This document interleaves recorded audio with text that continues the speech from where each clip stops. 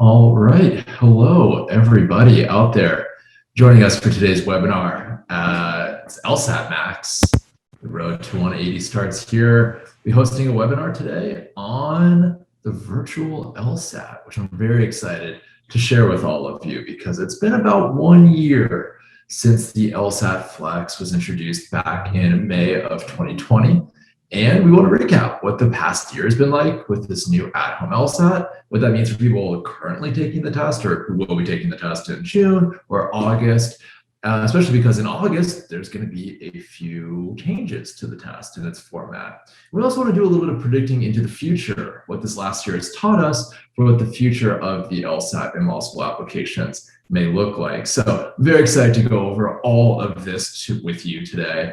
Set an agenda for today in just a second. But before we do, whether we're doing these webinars or in classes, I like it when things are really participatory. I like when the chat section is very much popping for all of us. So I would like us all to kind of get to know each other and get used to using this chat section right now. So if you wouldn't mind, in the chat section, please let us know who you are, where you're calling in from or logging in from rather. Today, you can let us know when you plan on taking the LSAT, if you have a planned test that you're taking. And also it's just kind of a corny icebreaker question. Since the topic of the day is virtual LSAT, let's talk about our favorite application, our favorite app.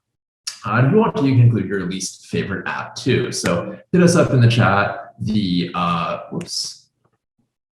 where you're calling in from, your favorite application, and when you're taking the LSAT. So we can start that in just, so we can see your responses in just a second. All right, I'm pulling up that chat window now. I want to see it going out. I want to see some messages going up from all of you. While you're typing in your responses right now, I'll introduce myself. My name is Ross Reinhardt. I'm the head of content and tutoring here at LSATMax. I've been working with the LSAT for about 10 years now, a long time to be spending with the LSAT, but I truly love the test. I love, most of all, helping students get the LSAT score that helps them get into the law school of their dreams. And I'm excited to hear about your journeys, where you're starting out, what you plan to do, and also just give you some advice about the LSAT, especially as it pertains to the Digital Lsat, that is the LSAT du jour. I'm coming in, calling in from Los Angeles, California today. Looks like we've got some good weather today after a week of kind of the May gray. And my favorite app is, I'm gonna go with Shazam. That app has been around for like at least 15 years now, right? And it still feels like a minor miracle to me that you can just like instantly know what almost any song is. That's very fun for me to do. My least favorite app, there's a running app that I use that is like continuously telling me that the same run I do is less and less distance. I feel like it's conspiring to like make me seem slower, to run harder and buy more running shoes or something. I don't like that one, but let's see what y'all are saying in the chat section right now. So what are some of us saying? Okay, we got Lindsay from San Antonio taking the November LSAT. Hello, Lindsay. We got Jillian from Connecticut. Looks like taking it very soon in June and maybe August as well. Good luck on that, June. Meredith from Nashville taking it in August. Likes Pinterest. Very cool. We got Alyssa from Scranton. We'll refrain from any office jokes. Alyssa loves the Peloton app. Oh, I did that for the first time a couple weeks ago. That one was awesome too. We got Dulce has decided on a test. Kurgin from Miami, probably November. Okay, we got Tristram in October. So a lot of us are looking like August, kind of fall dates, including Allison from Boston. Oh, and by the way, favorite apps. We're saying besides the LSATMax app. Of course, all of our favorite apps here. We got Bridge, who is calling in from Oregon, loves the to-do list. Got Ariane from Mississauga. I totally messed that up. I apologize to that fine city. I'm sure taking in August, loves Discord. Cool, Jesse from Vancouver. First international I'm seeing, very cool. Looking at June 21. Let's see a lot of things right now. A lot of people calling. Thank you all for your responses. Let's keep it going throughout this session. And this session will take about, it's scheduled for 2 hours. And as you can see on our agenda, we've got a lot to cover. However, I think we can get through the main portion of this in about 90 minutes. And I do want to reserve about 30 minutes to answer any questions that you might have. So we're going to go over the Digital Lsat, how it's changed in the last year, and really what that experience was like for test takers. We're going to talk about what changes are still to come in August 2021, and what that means for all of you taking the LSAT in August, or any LSAT that's going to be administered after August of 2021. We're also going to spend some time today talking about the score increases that accompanied the introduction of the LSAT Flex last year. You may have heard there's been a bit of score inflation or a score bubble that occurred in 2020. We're going to talk about what that was, what happened, what that's going to continue to happen. We're going to talk about that score increase. So if you have any questions about that, we will be addressing that topic later today. We're also going to talk about, of course, how to make your experience with the at-home LSAT, whether you're taking it in June, which is going to be the last LSAT Flex, or you're taking it in August or thereafter, which is going to still be an at-home LSAT. We're going to talk about how you can make that experience as smooth as possible. There are a number of things that we've learned over this last year that really help the experience go smoothly with your proctor, with the testing software, with LSAC, to ensure that there's no issues with your score, that you can just take the LSAT once and move on without any hindrances or obstacles. So we'll be giving you some tips on that. And finally, I'm going to break out the proverbial crystal ball and talk a little about predictions for the next year of the LSAT. The LSAT has changed so much in the last year, really probably more times. There's been more changes implemented the last year of the LSAT as compared to the previous 9 years I was teaching the LSAT prior to that. So surely there are more changes to come. I'm going to predict 5 of those at the end. And then we're going to have a little Q&A session. So the way I would like the Q&A section to go at the end of this is I'm just going to go through that Q&A section in Zoom, and we'll be talking about, and I'll just go through those one question at a time and answer all of your questions. So if you do have a question, whoops, I'm sorry, I'm just a little bit struggling with this interface right now. Give me 1 second. But as I said, I'm going to go through the Q&A section one by one and answer all the questions posted there. So if you do have a question that relates to the LSAT, law school, admissions, LSATMax, happy to answer all of those. I'll just be looking at them in the Q&A section. If there's a question that pertains to something that we go over in the course of this webinar today, if it's about something that I'm talking about in the moment, in real time, you can go ahead and put that question in the chat section. And I'm going to do my best to monitor that chat section and answer all of the questions that appear there. So if you have a question on something I'm talking about in any one of these kind of agenda points, if you want me to repeat something I've said, anything like that, please just go ahead and put that question, it's kind of time sensitive, in the chat section. So questions, again, that you want answered at the end, Q&A section, I'll be going through those for that session. Questions that need to be kind of answered in real time, go ahead and put those in the chat section. We also have my colleague here, Katie, who is, I believe, listed as TestMax Prep. She'll be answering some of your questions that come in the chat section as well. So thanks, Katie, for helping out there. All right, enough preamble, let's get started with this agenda. Let's talk about what changed in the last year of the LSAT. Well, as I said, there were a lot of changes that were precipitated by the COVID-19 pandemic. So what were they? Well, main one is introduced something called the LSAT Flex. In April 2020, LSAC introduced a new version of the test. Basically, in March of 2020, when things got quite real with the COVID-19 pandemic and CDC guidelines suggested that it would not be safe for people to be gathering in large test centers, what LSAC did is cancel the March LSAT, cancel the planned May LSAT, cancel the planned April LSAT, and decided to kind of combine both of those into a test that would be held in May of 2020, and that was called the LSAT Flex. They even gave it a cool little name, the LSAT Flex. Yeah, Flex. They flexed their might and moved quickly in implementing this new version of the test.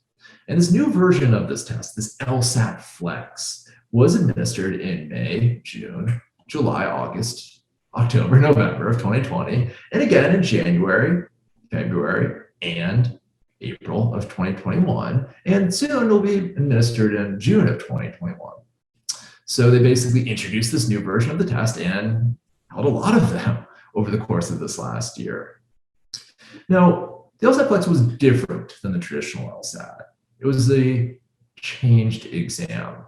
It's a big change too.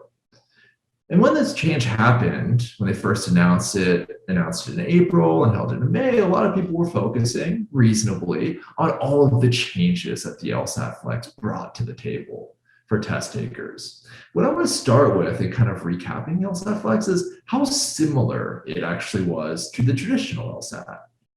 So how is it the same as the traditional LSAT? Well, one thing is it just had the same testable content as any other LSAT. The same 3 sections that appear on any old LSAT, the logical reasoning, reading comp, or logic game section, those were still on the LSAT Flex.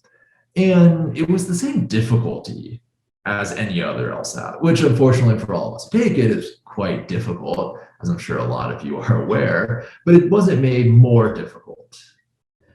And really, even for many of the LSAT Flexes that they held throughout 2020 and 2021, they were just recycling tests that they've given before. Not tests that they've like released that are on the LSAT Flex, that are on the LSATMax app or anything like that, but they were releasing, or they were using tests that they've used for previous non-disclosed exams, like those February exams or international exams, or kind of the Sabbath Observer exams. So the test content was not any different. Additionally, the score range was the same. It was scored on the same 120 to 180 score range, so that people who took the LSAT Flex could be compared fairly to people who took the LSAT before 2020 or taking the traditional LSAT. So same score. Additionally, it was the same cost. You may have heard that the LSAT Flex was shorter than the traditional LSAT. They did not, give you a bargain price for the LSAT, unfortunately. For the LSAT Flex, unfortunately, because it was shorter, it still cost you $200 of US currency, hard-earned, I'm sure, for all of us. So it still had the same cost. Additionally, it had the same interface. Taking the LSAT Flex looked the same as you were taking it as any post-July 2019 Digital LSAT. They didn't change the interface. They didn't alter it in any way. I guess there was one alteration in the last couple months. They changed the elimination icon from a little slash mark to an eye that you poke to eliminate an answer choice. But beyond that, extremely cosmetic change, it's the same exact interface. And you can see that interface right now in Law Hub if you have access to LSAC Prep Plus.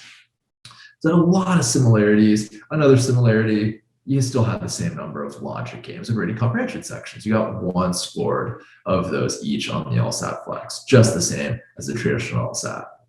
So there were a lot of similarities, but there were a few changes from the traditional LSAT. One change is that you had only 1 logical reasoning section as opposed to 2 logical reasoning sections that were scored on the traditional LSAT. So that means is that the LSAT Flex was shorter and compositionally different than the traditional LSAT. And by that I mean, the logical reasoning section took up a lower percentage of the composition of the LSAT on the LSAT Flex than it did on the traditional LSAT. Whereas on the traditional LSAT, logical reasoning was half of your score. On the LSAT Flex, logical reasoning was only about 1/3 of your score. And this means that logical reasoning on the LSAT Flex had just a slightly lower importance. And of course, that also means that logic games and reading comprehension had a slightly higher importance on the LSAT Flex than on the traditional LSAT. Good news for those who did great on games and reading comprehension, the LSAT Flex was a favorable format for them. But for those of us for whom logical reasoning was our best section, maybe the LSAT Flex wasn't the ideal test composition. Another change, there was no experimental. There's also no break. They introduced the 3-section LSAT Flex so that test takers could take those 3 sections back to back to back without necessitating a break in between sections. LSAC, when introducing the LSAT Flex, had a lot of concerns about people cheating during the LSAT Flex. It's an at-home exam, introduces more opportunities to perhaps flex your cheating prowess, flex your dishonesty. So they said, well, break might give test takers an opportunity to, I don't know, go to the bathroom and switch out with their identical twin who happens to be an LSAT expert and who can then complete the rest of the test and score a lot better. Or, the break might give a test taker the opportunity to cram one of LSATMax's books on the LSAT and get an unfair advantage as a result of that. So there was no break. It also meant there's no experimental section. Every section on the LSAT Flex counts to your score, which is different than the traditional LSAT, where there would be one unscored section called the experimental section. Additionally, the biggest change, of course, with the LSAT Flex was that it was at home. You got to take it at home instead of at a testing center. And testing centers were not fun places to be. They were usually crammed hotel rooms that took forever to check you in, or classrooms in a college campus or law school campus that were kind of hard to find. You'd be with a bunch of people who were about to take a really important test, and as a result, there's a ton of nervous energy in these rooms. So yeah, it's pretty nice getting to take the LSAT at home online. But of course, there needed to be a proctor to make sure that no one was cheating. And so LSAC hired a company called ProctorU to go ahead and proctor this exam for them. So these proctors through ProctorU basically would connect with test takers over the internet. They would be observing the test takers take the exam through the test takers' webcam. They'd be listening to their test takers take the exam through the microphone on these test takers' computers, and just making sure that everything was up to code, that there was no rules being broken. So biggest change, at home, remotely proctored, secured with proctors from the service called ProctorU. Another change of the LSAT Flex was that instead of having to go to a test center at 8:30 a.m. or 12:30 p.m., you got to take the test at the time you decided to. Scheduling for the LSAT Flex exams would open about a week before the exam and allow test takers to actually schedule the time they got to take the test. So if you were a morning person, you got to take an early test. If you were an afternoon person, you got to take the test later. If you wanted to take the test on Tuesday as opposed to Monday, you got to make that choice. So it did offer a lot of, flexibility in when you got to take the test, which was very, very different than the traditional LSAT, which said it's going to be on a Monday at 12:30, or it's going to be on a Saturday at 8:30, or if you got some sort of accommodation, maybe a different day. But they would tell you when to show up and where to show up. Very different than the Flex exam. The last major difference for the LSAT Flex was that there would be a more flexible rescheduling policy. They really took a student-friendly approach when implementing the LSAT Flex. You could change your test date for free up to a few weeks before the test for any of the Flex administered over the last year. If you decided that you were taking the, June 2020 LSAT Flex, but then as that date approached, you realized you weren't quite as prepared as you hoped you would be, you weren't quite hitting those practice test goals you set for yourself, you can say, you know what, I'm going to punt on the June test, I'm going to reschedule my test to July or August and take it then instead. And that type of flexible rescheduling was a boon for test takers. And I believe it was one of the reasons we saw that score bubble that we're going to talk about in just a second. And that was a change that they implemented. So yes, the LSAT Flex was introduced last year. It had a lot of similarities to the traditional LSAT, but it was changed in some key ways. However, I do want to kind of just recap how many of these changes were really just positive from a test taker perspective. Like, I think having a shorter test was good for most of us. Definitely not having a experimental section, an unscored section that just basically would waste 35 minutes of your time. Not having that was great. Of course, getting to take it at home in your room, not having to commute anywhere was great, not only for a safety standpoint during the last year, but of course also from just a comfort and test anxiety standpoint as well. I think getting to choose when you take it, both the time of day, the day that you're taking it, and also getting to choose to take a later LSAT for free, all of those were really positive changes. So, credit where credit is due.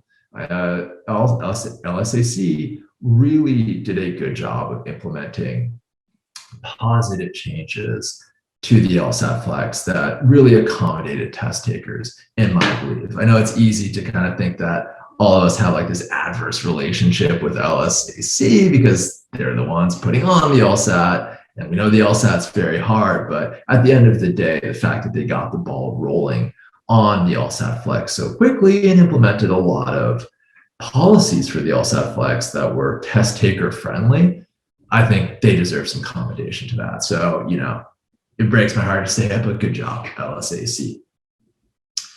Now I want to kind of go over what those LSAT Flex administrations looked like, because I think there was a lot of confusion amongst test takers of what the LSAT Flex actually was. So in terms of the LSAT Flex, you go in to take the LSAT Flex. Let's say you're about to do it for the June 2021 LSAT. What is that experience actually going to look like for you?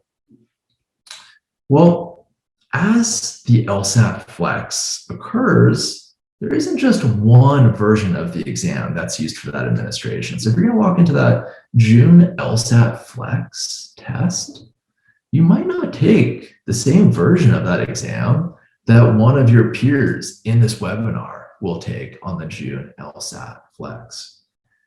How it works is they start off with a few sections: a logic game section, a logical reasoning section, a reading comp section. Here I've dubbed each of them LG1, LR1, and RC1 respectively. And those three sections will comprise one LSAT Flex exam. And when they launch the June LSAT Flex, and the first initial wave of test takers are taking the June LSAT Flex, they'll be taking this exam with LG1, LR1, and RC1 comprising their exam. But as additional waves of test takers start taking that exam later on in the day, they'll kind of introduce some complexities to it. They'll introduce new sections to the exam. What the LSAT Flex looks like will start kind of branching out like a tree. Like, they might take the LG1 and LR1 from that initial LSAT Flex exam. They might introduce a new RC section. Here we're dubbing that RC2. And those three sections together will now comprise the second version of the LSAT Flex. So some of the June test takers will be taking that first version with the 3 ones, but then some test takers will be taking the second version with that replaced reading comp section. And they'll do that again. Maybe they'll take LR1 and RC1 from that initial test and then add a different logic game section. Call that one LG2. And those three sections will then comprise the LSAT Flex. Now we have 3 different versions of the LSAT Flex is working. And so you're going in to take that test, you might take any one of these 3 versions. And those introduce further complexities. Maybe they take RC2, LG1, and then introduce a second logical reasoning section. So now all of a sudden we have a 4th version of the test. And throughout the test days, as it goes on, they'll just introduce new iterations of that LSAT Flex, combining these exams in different ways, or combining the sections from the exams in different ways, actually introducing new sections like a 3rd LR section, a 3rd RC section. And we can see how it just gets more and more complex as the days go on. So there's not just one version of the exam per administration. They start off with one version, they start introducing new sections, reconfiguring the exam, and making multiple iterations of that LSAT Flex exam. That's important to know going in for a few reasons.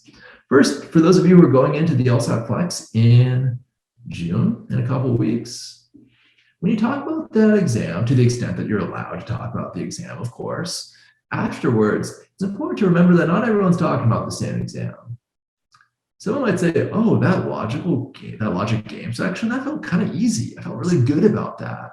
And you might think like, oh my gosh, like, should I cancel my score? I thought the logic game section was so difficult. That last game was like one of the hardest games I've seen before. Well, it might just be that you're talking about different logic game section. Maybe the test taker said it was easy, was doing that logic games 3 section, and you had the logic games 1 section. Maybe the logic games 1 section is just easier than logic games 3 section.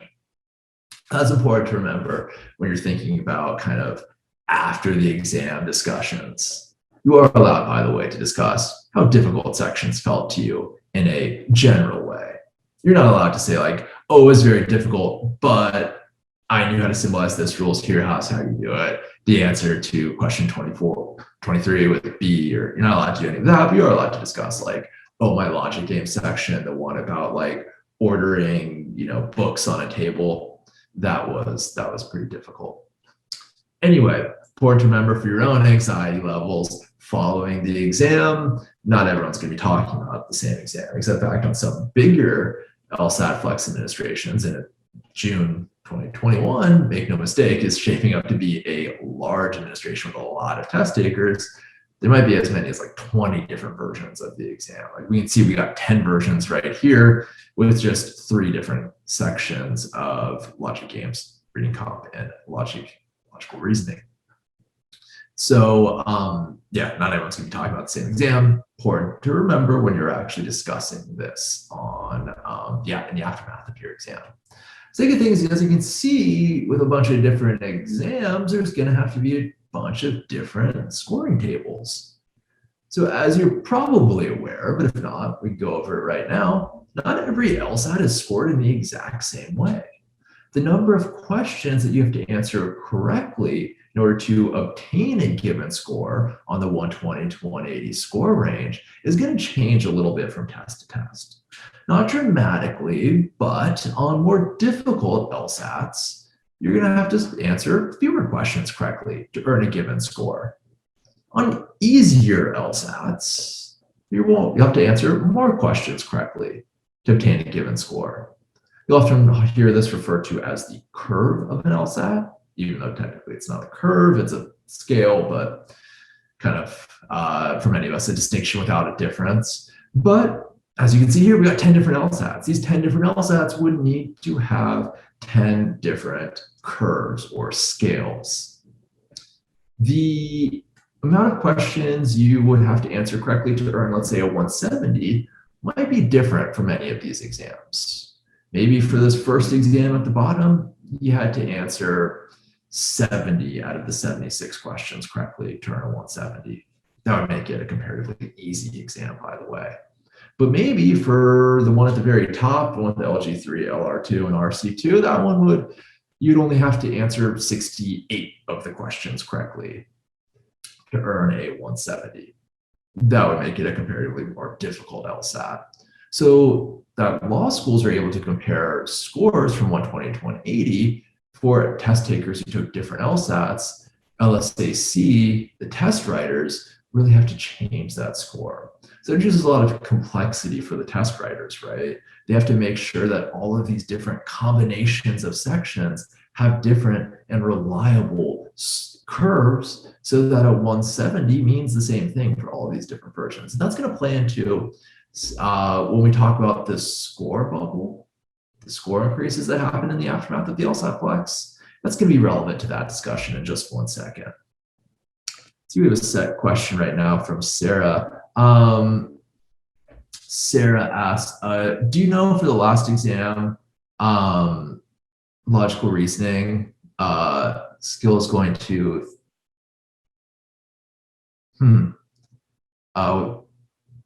for LSAT exam 2022, logical reasoning still going to be 3 scores. This rule will continue consecutive. I'm not sure if I totally understand the question. Sarah, I don't know if you wanted to maybe try to rephrase that a little bit. But is the question whether logical reasoning will still only count for a third of your score in 2022 and the next year? And the answer to that question is yes. We'll get into that in just a moment, but logical reasoning will still be one of 3 scored sections on the LSAT in 2022. But if that's not the question you had, if you don't mind rephrasing it, if that's possible, I'll be happy to answer it.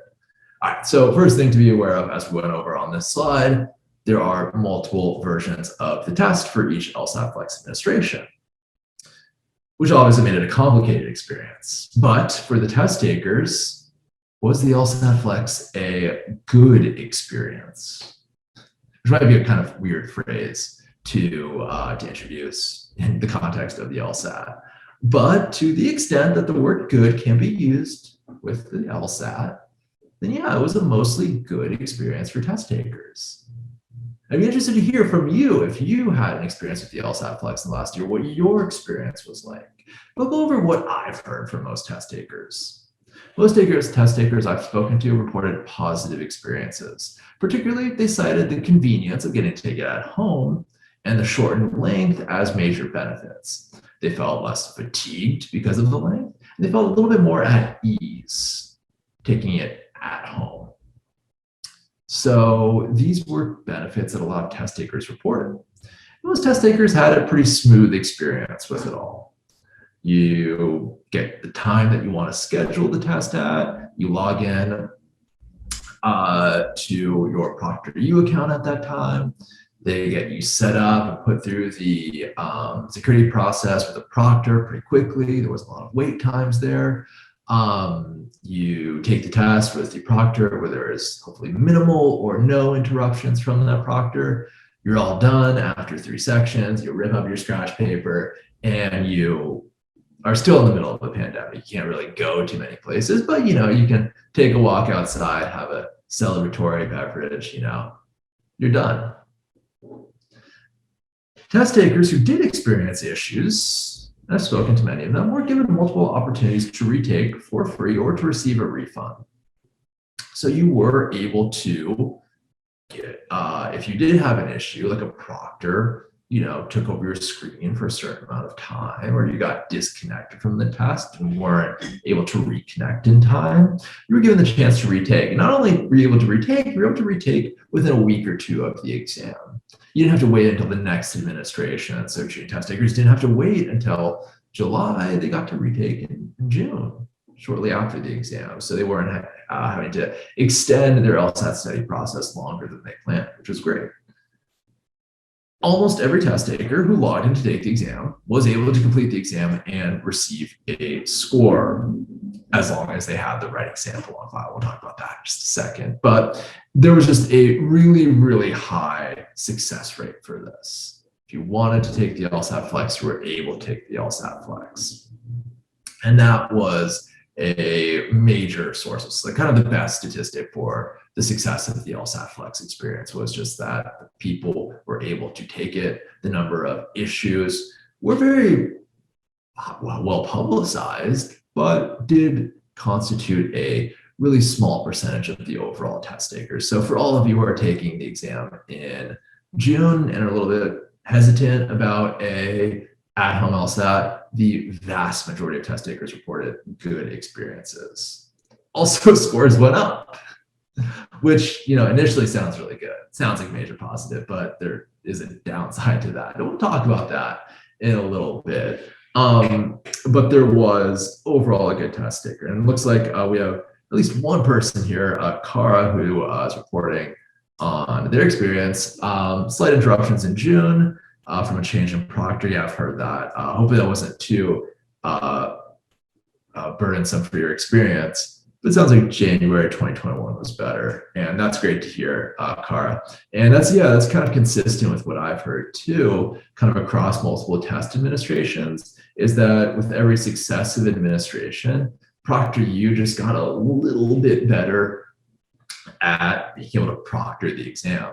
For the first one in May, it was kind of clear that like some proctors didn't even know that they were proctoring a test that was like a standardized test as opposed to like a college test. that time was the major factor for test takers, so that like if you were interrupted for a minute, that could have a major impact on your final score.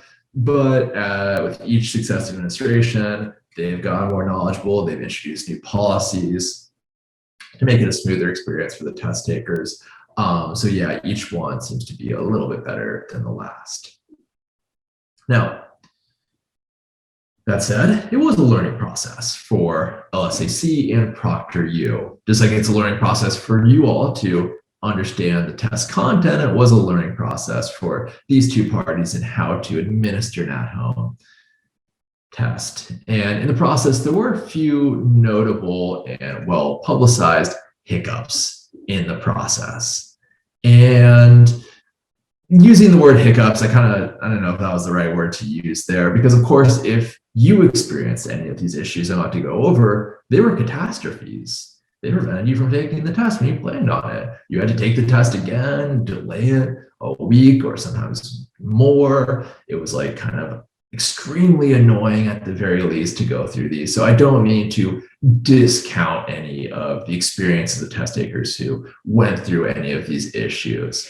Deepest sympathies to that. However, in the broad scheme of all of the test takers, this was kind of more of a hiccup in the system. It wasn't a major issue that necessitated LSAC to rethink the whole LSAT Flex administration. But there were a few issues, and it's worthwhile going over those if we're going to go over the last year of the LSAT. And one big issue is just the first test day, May 18th, 2020. There were a lot of issues. There were about 100 test takers who couldn't even complete the exam due to proctor issues, and that sucks. 100 people about lodging to take the exam that day, and they couldn't for a variety of technical or proctor-based issues. Also on that day, many test takers had to wait over an hour to start the exam. You logged in, you were ready to take it, and to actually get connected to a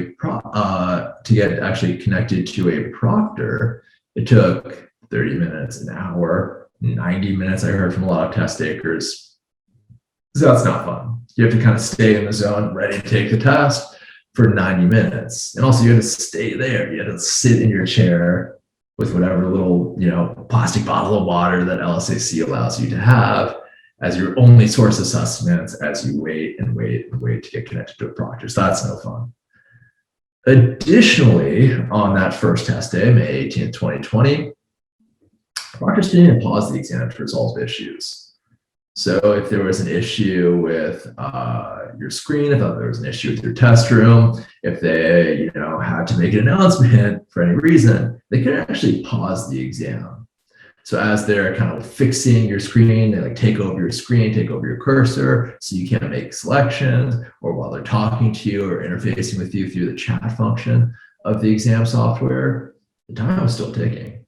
Those 35 minutes were elapsing. And if you know how much of a time pressure it is to actually complete the LSAT, or you don't, let's just say that test takers were very much perturbed by the fact that proctors couldn't pause the exam. So that's not great either. Of course, now proctors can pause the exam. If you get disconnected from your LSAT Flex, your at-home LSAT, you are able to reconnect and be put into the position that you left the LSAT Flex when you got disconnected. So we don't have that issue anymore. But on the first day, there was that problem. For the July 2020 exam, there are about 120 scores that were initially lost. And this is probably the most well-publicized issue that happened with the LSAT Flex within the last year. 120 scores were apparently lost somewhere in the transmission of the data from the test that the test taker took to LSAC. Something got lost, and they could not find or retrieve initially about 120 scores. And that was a major issue for these test takers. However, it got to a certain extent resolved.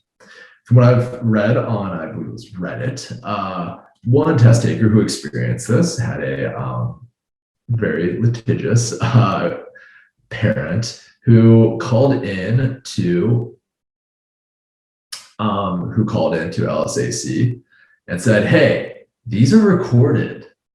These tests get recorded in their entirety. Can't you look back at the entire recording and see the selections that my daughter or son test taker did over the course and actually calculate the score that way? And apparently that worked. At least worked for about, I think, 80 of these scores afterwards. So they were able to recover about 80 of these 120 scores. Now there are safeguards protecting against the initial loss of scores in the first place. So that was a major issue in this. It did only affect about 120, eventually about 40 scores out of the thousands of test takers who took the July 2020 test. But that was a major issue.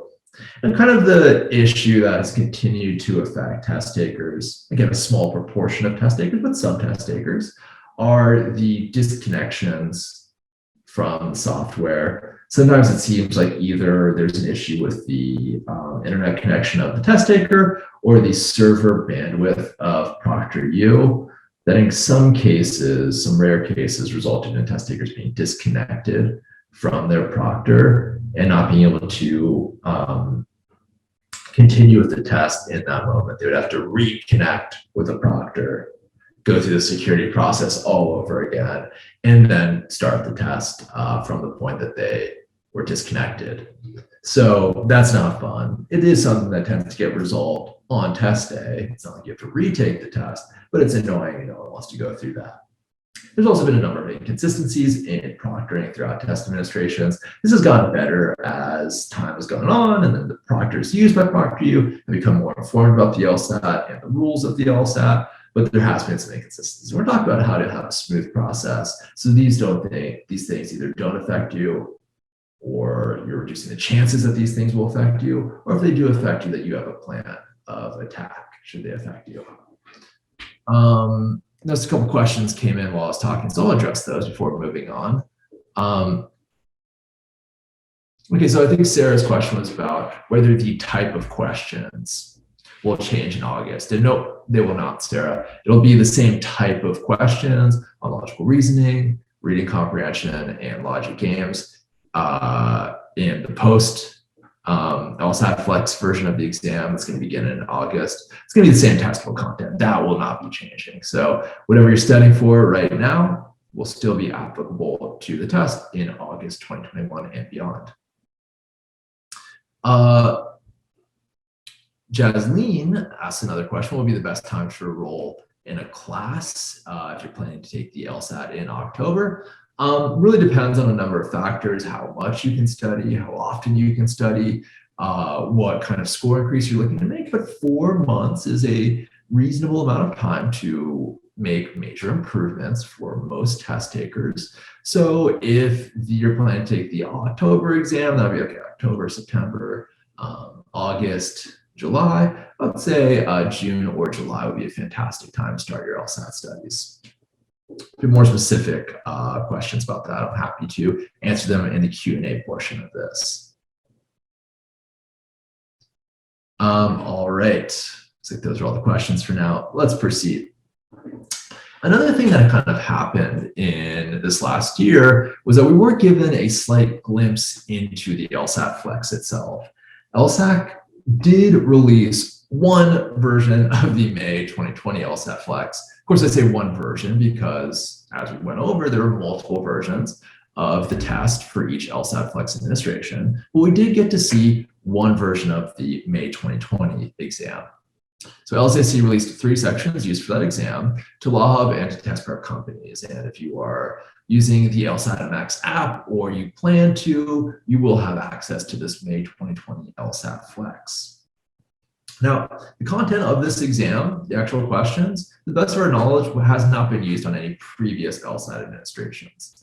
I mentioned that a number of the sections used for the various LSAT Flex administrations were recycled from past non-disclosed exams, and that does not appear to be the case for the May 2020 LSAT Flex that was released. So it was new questions, new passages, new games, which is very exciting to a total LSAT nerd like myself.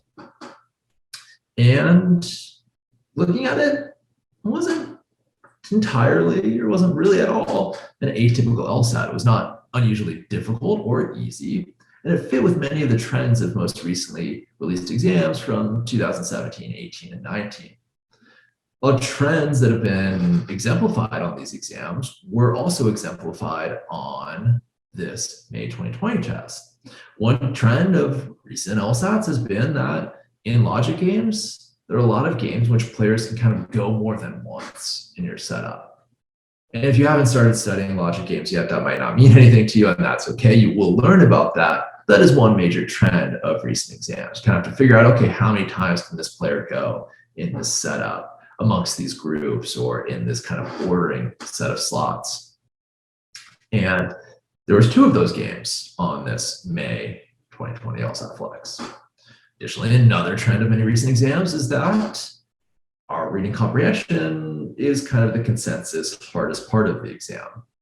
Of course, difficulty is a very subjective thing, and what I found to be the most difficult part of the exam might not be the same thing as what you found to be the most difficult part of the exam. The kind of consensus that was formed around this May 2020 LSAT Flex was that the reading comp was the most difficult part. That definitely fit with the consensus view of what the most difficult part of most recent LSATs has been.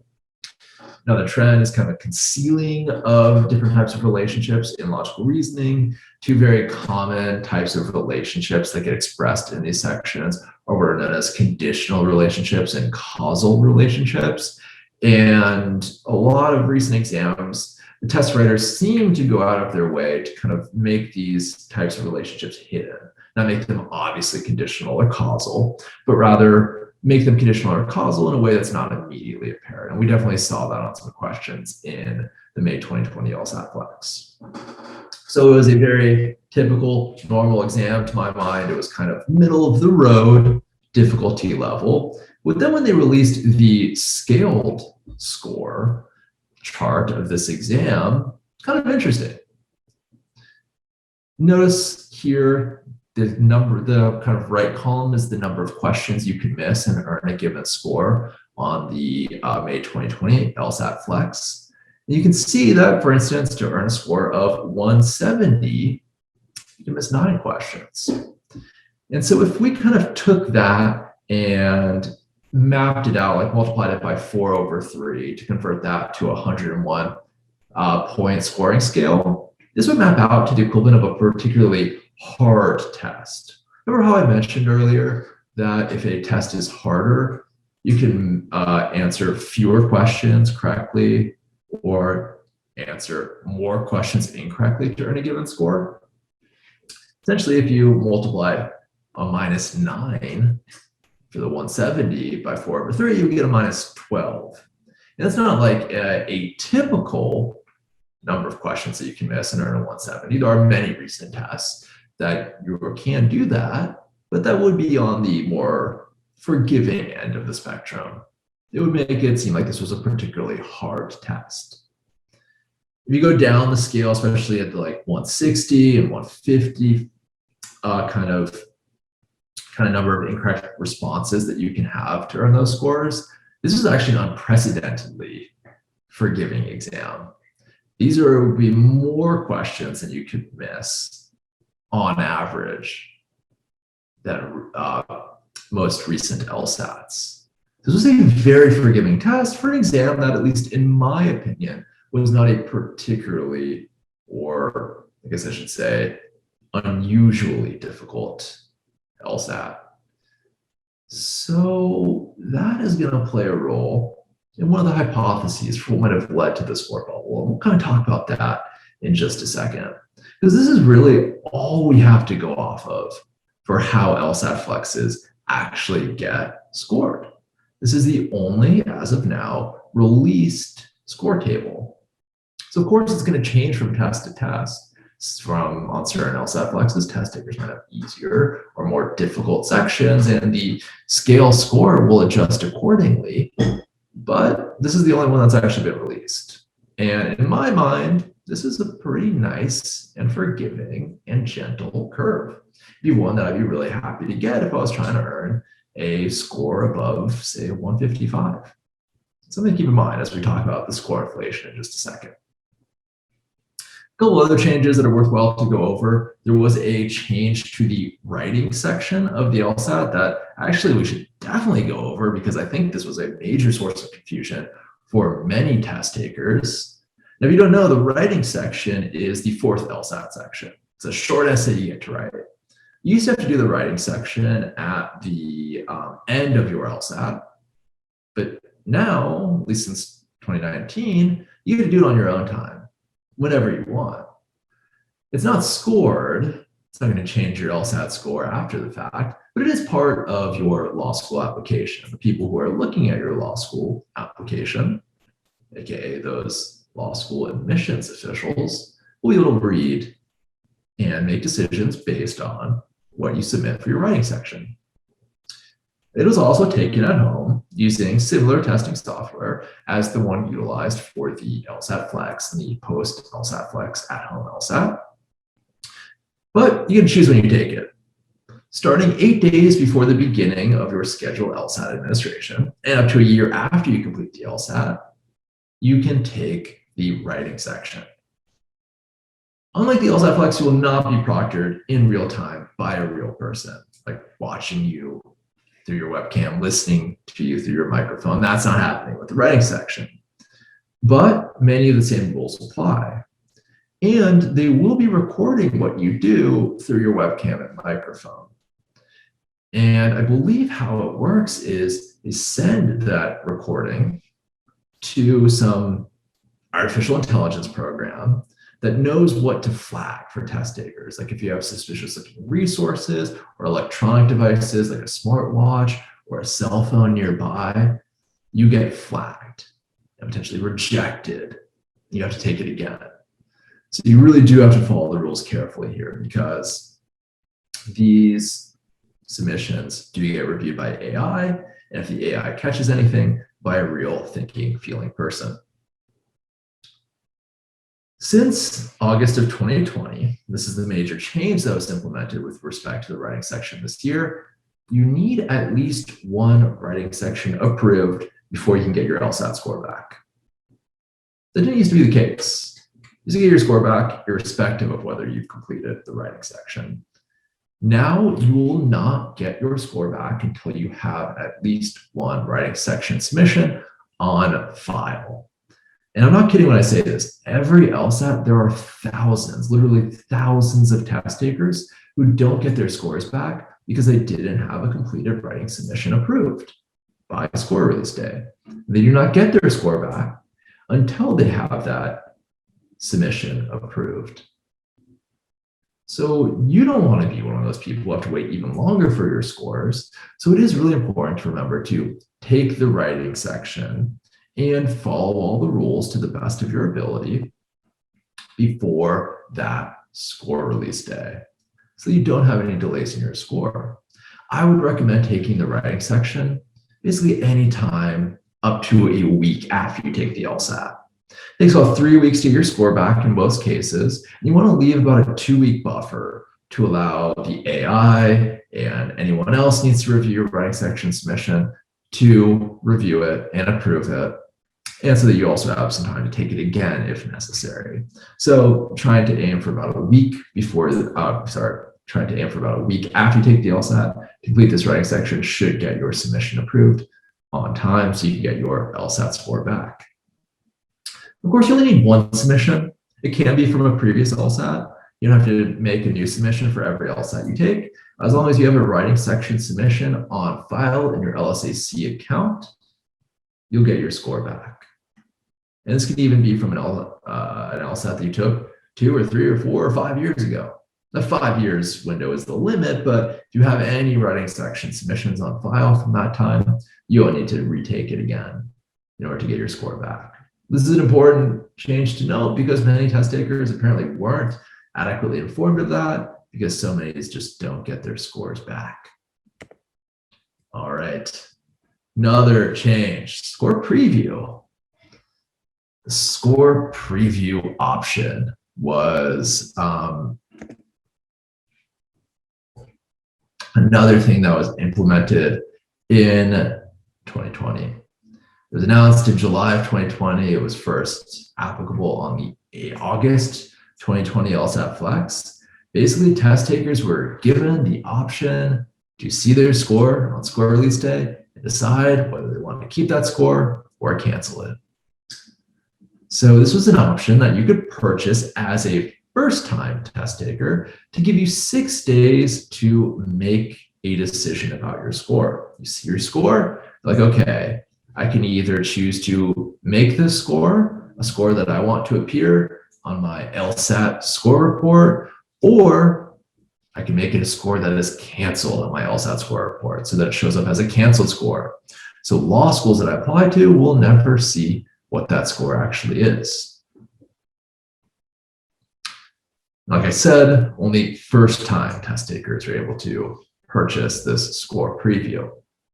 So essentially what this was an opportunity for test takers to, for the first time really, or one of the first times I should say, really control what appears on their LSAT score report. Before, if you accept the score, if you don't cancel it without seeing it, you're getting that score. It's going to appear on your LSAT score report whether you wanted it or not. But now if you purchase this option, at least for the first time you take the LSAT, you get to decide whether that score appears in your score report. So if that score is really high and you're happy and you're going to use it to apply to law schools, you got to keep it. But if it's a little lower, you don't want it to be held against you on your law school applications. If you have that fear, then you get to cancel it. And it shows up on a canceled score as a cancel score in your score report. This was something that they introduced this last year. And if you're wondering, how much does this great thing cost? Well, it costs $45. You purchase it before the first day of your test administration. And it costs $75 after. If you receive a LSAT or LSAC fee waiver, it's free. So you get this for your first time.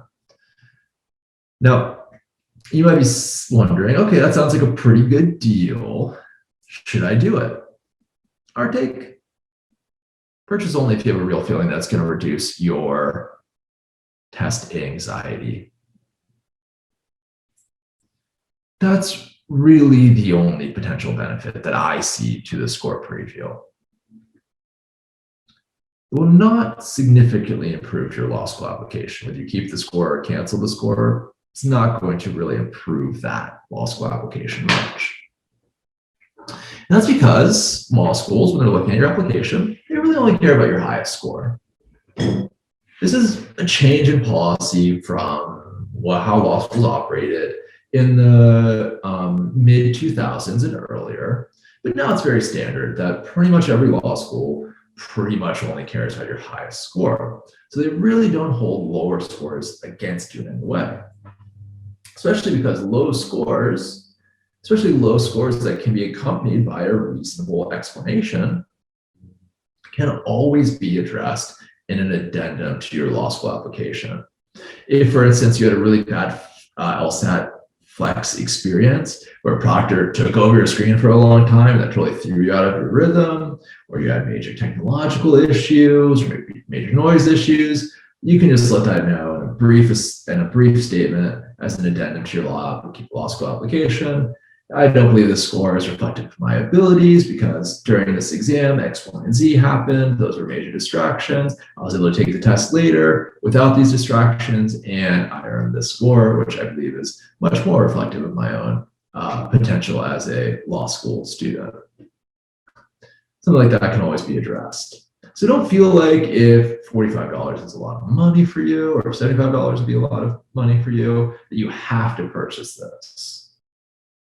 But if you do feel like, hey, I know having this option is going to make me feel better as I take the test, it's going to reduce the amount of pressure I feel as I take the test, it's going to reduce my anxiety after the test. I have to worry about, should I cancel it or not? You can go ahead and purchase it. And I do think that is the main benefit of this score preview. But many test takers do like this. That was a change, so we want to go over it. All right. As we've been alluding to, there has been a number of changes that will be coming. So So what will change with the LSAT in the next year? So in the future, June 2021, the LSAT Flex will be retired. That June 2021 LSAT will be the last LSAT held in its Flex format. The at-home LSAT, however, is here to stay at least through June of 2022. So for the next year, at least, people will be given the opportunity to take the LSAT at home. What we'll be changing is the format of the exam. And by the way, LSAC has noted that it may eventually provide an option to take the LSAT in person at testing centers. That's a big TBD. We don't really know about that yet. Whether they will actually do that, whether anyone wants that to happen, we'll see. There will be a new format though. So rather than the 3 sections of the LSAT Flex, the post-June 2021 exam will be expanding to now have 4 sections. There'll be 1 scored logical reasoning section, 1 scored reading comp section, 1 scored logic game section. Then they're going to add 1 unscored experimental section. And if you weren't studying for the LSAT prior to the LSAT Flex, you might not know what this experimental section is. So let's get into that for just a moment. What is this experimental section? Well, it's an unscored section that's going to look like another version of one of those first 3 sections. It might be a second logical reasoning section, a second reading comp section, or a second logic game section. And you're not going to know which one's the experimental. They don't like mark one as the experimental. They don't like put it in different like color, like the text in a different color. It's not, nothing will make the experimental section seem like it is obviously the experimental section. So it's basically one section that they just put in there that you have to take and try your best on that in no way is going to contribute to your final score.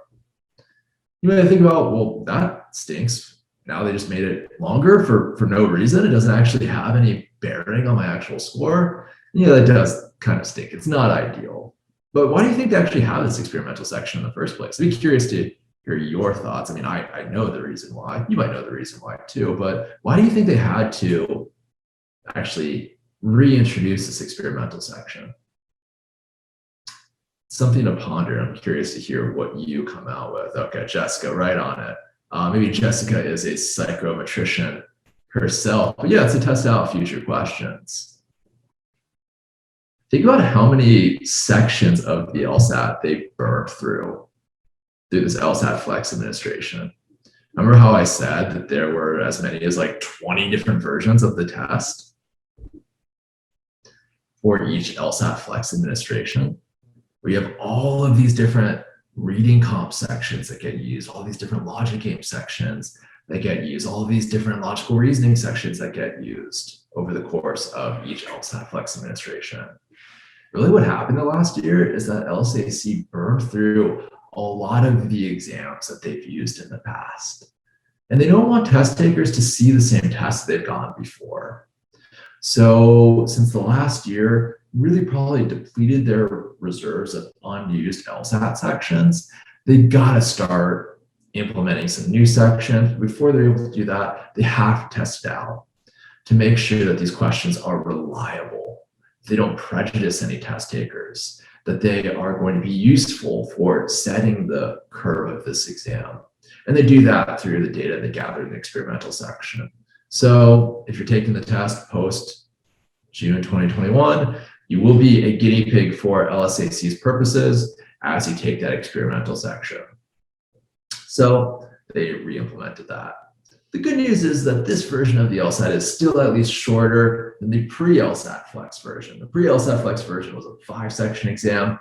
This one's only going to be 4 sections, which is, at least compared to that old version of the LSAT, nice, I think. Not quite as nice as the LSAT Flex, but still not too shabby. And LSAC plans to use this format for at least 2 to 3 years. And I actually think they were pretty specific with why they said 2 to 3 years. And I would actually be curious, why do you think they're only going to use this for 2 to 3 years? This will be the format for the next 2 to 3 years, a 4-section LSAT. Why do they say they're only going to use it for 2 to 3 years? Why didn't they say for the next 5 years, 10 years, in perpetuity? Interesting thing to ponder. There's many hypotheses, but interested to hear what y'all come up with. Anyway, one nice thing about the new version of the test is that you now get a break. You're gonna have about a 10-minute break in between sections 2 and 3. Remember, the LSAT Flex did not have a break. You had to do 3 sections back to back to back.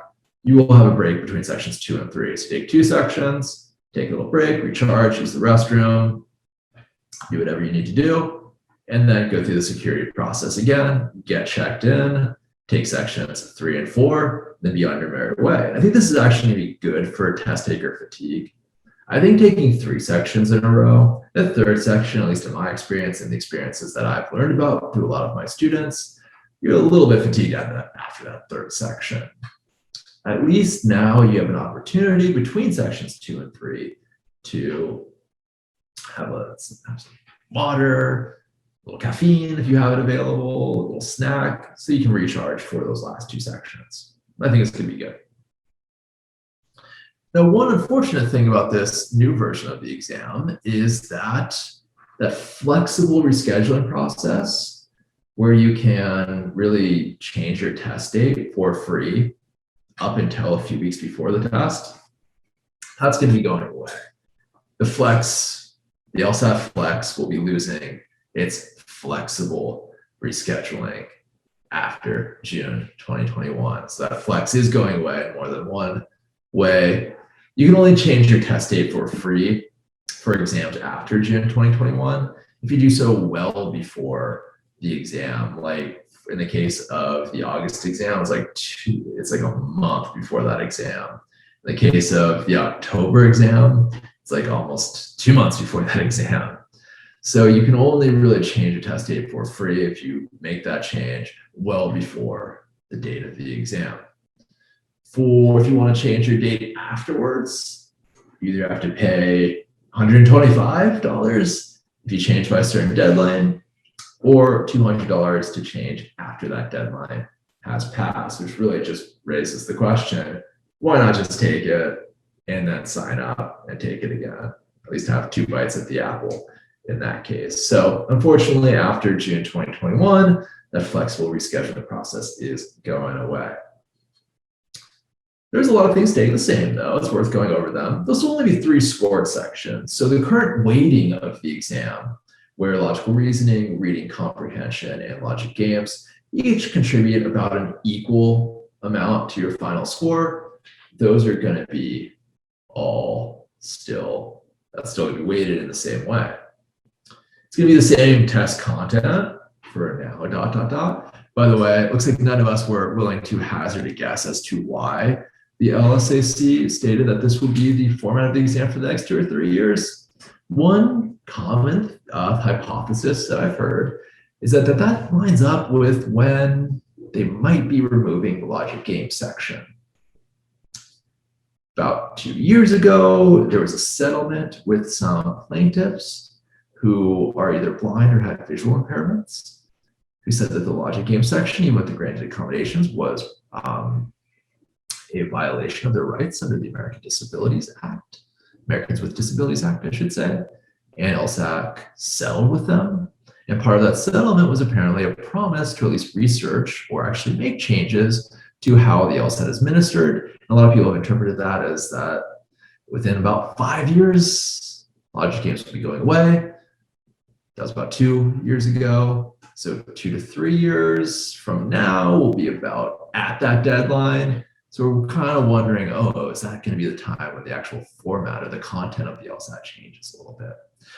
To be determined. We really don't know for now. But at least in the immediate future, for the next year, probably beyond that, same test content, same types of questions, passages, games as the initial, as the LSAT Flex, as the LSAT really sits June of 1991. We'll still be multiple test days for each administration and presumably multiple time slots to schedule exams. So that type of choice is still going to be available to test takers after June 2021. There'll probably still be multiple versions of the test used, probably a lot of experimental sections that they're trying to gather data on. And Proctoring will still be managing the test day proctoring. So all of that will still be staying same equipment requirements as well. So all of that's staying the same, but there will be that change to the actual format of the exam and whether you can reschedule that exam for free up to the date of the exam. All right. So another thing that happened in this last year with the Digital Lsat was the score bubble. Have any of you guys actually heard of this, that the LSAT scores increased over the last year? I'm curious about how well publicized or how well known this phenomenon was over the last year. So has anyone heard of the score inflation resulting from the LSAT Flex or the score bubble or anything like that? Let's note in the chat section if you have. Okay, so this is news to some of us, it looks like. Yeah, probably definitely was the case. Oh, by the way, there's a question earlier from Sarah, I believe. Sarah, I'll answer that question at the end of this webinar, the question you had about the writing section. Okay, so yeah, basically what happened is when LSAC released their score data to law schools and pre-law advisors in fall of 2020, at the beginning of the 2020 to 2021 admissions cycle, they had to report that LSAT scores were higher on average than in previous years. Basically, more test takers were earning, or I should say a higher percentage of test takers were earning high scores than in previous years. This score inflation was also borne out in the applications in that 2020 to 2021 application cycle. Look at this chart here, which is courtesy of, it's from the horse's mouth, lsac.org. You can see that while there was a 17.5% increase in the overall number of test takers, or in the overall number of test takers, there was disproportionate increases for basically everyone scoring above a 160.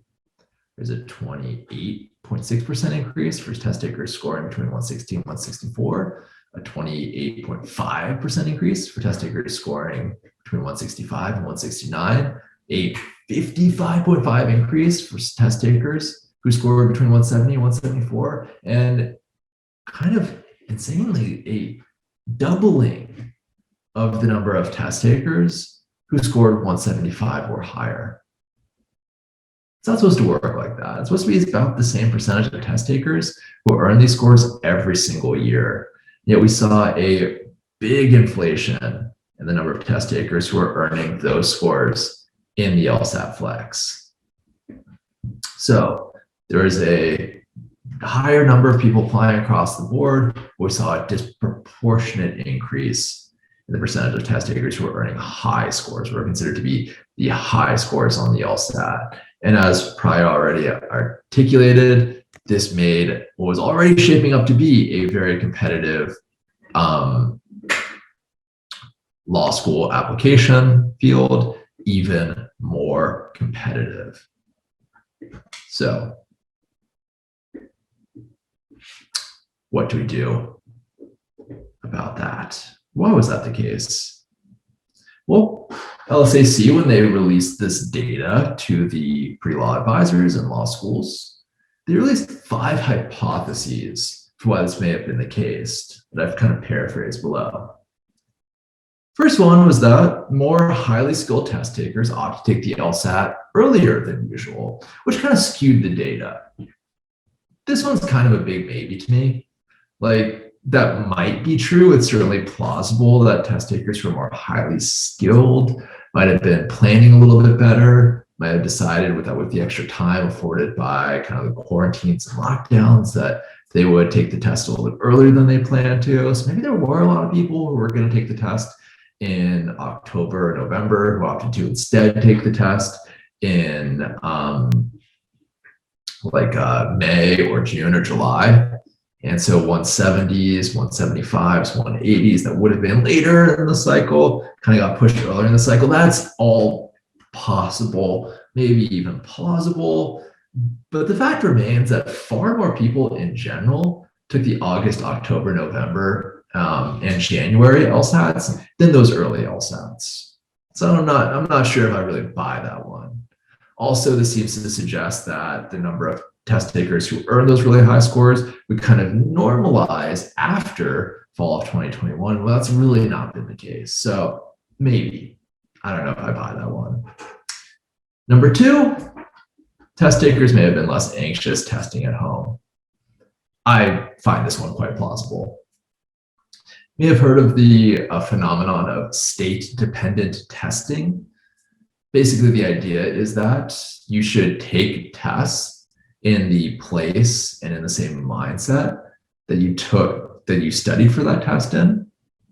I heard about this in college, I believe, and all that did for me was like make me very anxious about sitting in the same seat for every class, and that on midterms or on finals, finding that seat and sitting in it again would make me even more nervous when I couldn't sit in that seat, and that habit extended well into law school.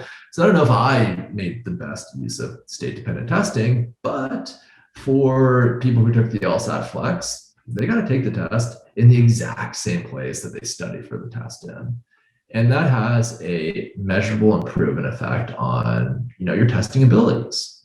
So definitely seems like being able to take the test at home, beyond just reasons of state-dependent testing, you also get to avoid some common stressors of having to commute to the test, having to pay for parking, all of that. That's definitely a plausible hypothesis to me. Another hypothesis proffered by LSAC was that test takers may have had more time to prepare for the LSAT Flex administration. So with working from home, ruining commute time, with a lot of things being closed, a lot of events being canceled, also would increase the amount of time. It seems pretty plausible. At the same time, I think all of us spent a lot of this last year watching some pretty terrible television. I don't think any of us are really hearkening back to Tiger King anytime soon. So yeah, this is plausible. I'm not sure if test takers spent all of their free time studying for the LSAT, but definitely seems like it could have been the case that you had more time to study and that could have contributed to score increases. Another hypothesis they offered was that the data suggests that test takers are waiting longer between test administrations to retest. So basically, if you don't get the score you like in May, it's not the case that test takers are taking June as often. They're actually pushing a little bit further out to July or August or October. It's basically just contributing to more study time, which sure, that seems plausible. It seems to contradict the first claim to me. It's like, how could test takers both take it earlier and later? But I don't know. Another hypothesis that they offered was that test takers' perceptions on when to apply to law school may be changing, which could be skewing to the data. I think by this, they meant that test takers know to apply earlier in the cycle rather than later. So that might just mean that they're taking the test earlier than they otherwise would, which to me just seems like it repeats the first hypothesis, but again, sure, that seems plausible. To me, I think a lot of obvious sources of a score inflation were ignored by these hypotheses, so I'm going to include some of them as well. Number one, just the score preview option, I think, could have inflated scores. People scoring in the 150s and 160s, maybe just deleting those scores. And as a result, we're only seeing the 170 from these test takers. So because they got to basically delete their first try that would otherwise be counted in the kind of normal collection of test scores, now we're only seeing their highest score, which I think would be a natural reason to bump up the overall amount of 170s. Would it apply to the May, June, or July test takers because that score preview option was not made available to May, June, or July 2020 test takers? However, more people were testing in August, October, November, and January, and so certainly could have affected the data for those tests. Another hypothesis, the flexible scheduling policy. Again, I'm just keep belaboring that pun until you all find it hilarious. But anyway, that flexible scheduling policy where you can wait until you're really ready to take the LSAT ready is in quotes because no one ever feels truly ready. You just get prepared the best you can. But anyway, you could wait to take the LSAT until you have more preparation, until you start hitting your target scores more consistently in your practice tests. So all of that could have had the effect of, well, people are waiting longer to take the test with this new policy, which could have had a natural inflating effect on the scores that people were getting. Another thing, it's a shorter exam, you're less fatigued at the end of it. I certainly think that could have contributed to a score increase.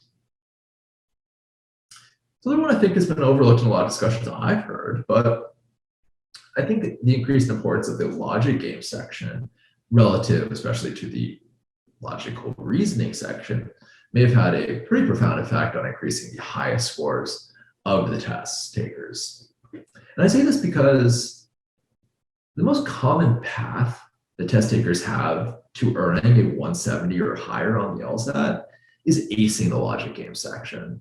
If you just started studying for the LSAT, you may not know what the logic game section is. If you just started studying for the LSAT, this may seem kind of a scary thing to hear because I know the logic game section is very difficult for a lot of people who are starting their studies. But essentially, the idea is that the logic game section is the most learnable section of the LSAT. Additionally, because it's the most math-like section of the LSAT, there's really less room for interpretation or kind of ambiguity in the correct answer choices. The answer choices feel a lot less wiggly on logic games. They really do feel either they're right or they're wrong if you've done those games correctly.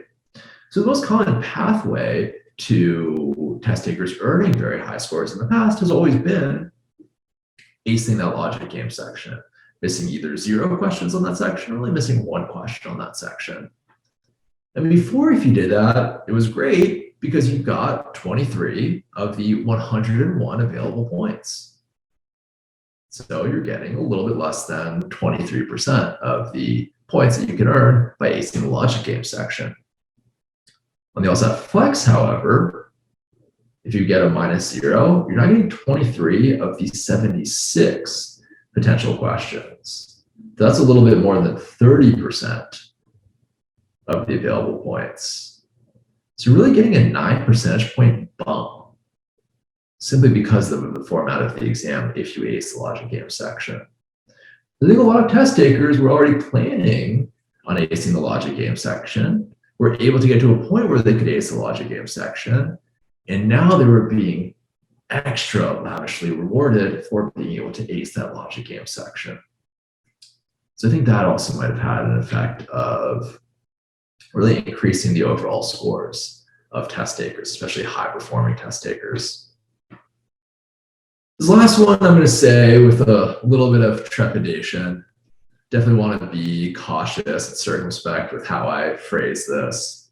Remember how there was like 10 different versions of the LSAT Flex that get administered with all those different logical reasoning, reading, comp, and logic game sections? And how I mentioned how test takers then, test writers then had to provide score scales for each of those. So they could say, okay, no, if you miss 7 questions on this version of the test, you get a 170, but if you miss 8 versions on this version of the test, you get the 170. If you miss 9 versions on this version of the test, you get that 170. I think that's a really difficult thing to do. And I know that the test writers, aka the psychometricians who put on the LSAT, are pretty much universally respected in the standardized test writing community. They're truly the best in the biz, and I do believe that they are very, very good at what they do. And also, like, they could certainly do my job, but I certainly could not do their job. So I don't mean to denigrate their abilities or all the hard work that went into actually creating the LSAT Flex, especially all of the different versions of the LSAT Flex. I'm just raising the possibility that this was a very difficult thing to do. And they had to accomplish it on an accelerated timetable with less data than they may be accustomed to working with. And that might have meant that the scoring was a little bit less reliable than it was using. And what might have happened is that it ended up over-rewarding test takers with the scales that they've scored. It's a possibility. I don't know that this one is true, but another hypothesis that could have led to the score increase. So it's worth talking about will the score bubble continue into the next year? Because initially being able to get a higher score sounds great, but once you have 2 years of scores that have been inflated by the format of the test and the medium through which you take the test, that starts to make the law school application process a little bit more difficult, because now you're competing against a lot of test takers with really good scores. So what I want to do is go through those hypotheses and talk about whether they're going to continue into 2021 and beyond. So let's talk about that. Is this going to continue in 2021 and beyond? So those were the 10 hypotheses, both first 5, which were LSACs, and the last 5, which were my own. Talk about whether they continue in 2021 and beyond. So let's look at that first one. Do you think more highly skilled test takers are going to continue to opt to take the LSAT earlier than usual and skew the data? That's a TBD to me. I don't know if that was true last year. I don't know what's going to be true next year. So I don't know about this one. What do you think about number 2, though? Will test takers continue to be less anxious testing at home? Do you think that phenomenon is still going to continue? I think so, probably. I still think that was a really plausible reason for the increase in last year. And so if your test takers are going to continue to take it at home, I think we're going to see that continue to ameliorate feelings of anxiety as you take the test, which could have an effect of increasing the scores. Number 3, test takers may have had more time to prepare for the LSAT Flex administration. Is that going to continue next year? Probably not. Things are opening up. Things are kind of cautiously, hopefully getting some semblance of normalcy again. It doesn't seem like people are going to have the same intense amount of solo time that they had in March and August of last year. So it doesn't seem like this will affect next year. Data suggesting that test takers are going to continue to wait longer between test administrations to retest? Probably. I think that's the case, especially knowing that they don't have the same flexible rescheduling policies. I think test takers are going to be very wise about when they decide to retake the test. So I think that's going to continue. Test takers' perceptions on when to apply to law school, is that changing the data? That's a TBD to me. Are people going to continue to take early LSATs? Are they going to wait till later LSATs? TBD, certainly maybe, certainly possible. Not sure if that's going to affect it in the future. Score preview going to continue? Yes, I still think that might have an effect for first-time test takers at least. Is that flexible scheduling policy going to continue so that people can wait till they're ready and have a natural increase in their score as a result? That will not be continuing into next year. Is it still going to continue to be a shorter 3-section exam, creating less fatigue? No, it's going to a 4-section exam. But is the logic game section still going to have that increased importance? Yes, it will. And if it's the case that the scaling of the scores was less reliable than usual, is that still going to be the case? I don't think so. I think with more data, more time, the reintroduction of the experimental sections, the psychometricians who are constructing these exams and creating that scaling, they're going to be working with more data, they're going to have more time. I think these scales are going to become, if they were less reliable last year, they'll only become more reliable in this following year. So do we think the score bubble will burst based on all of this? I think it's an open question, but I wouldn't look at all of these factors as equally contributory. I personally feel that some of these factors are far more likely contributors to the score increase that happened in the last year than the others. And you may have your own opinions. And I invite you to think about whether those factors are going to continue into 2021 and beyond. And I'll make my own prediction in the predictions portion of this exam in just a moment.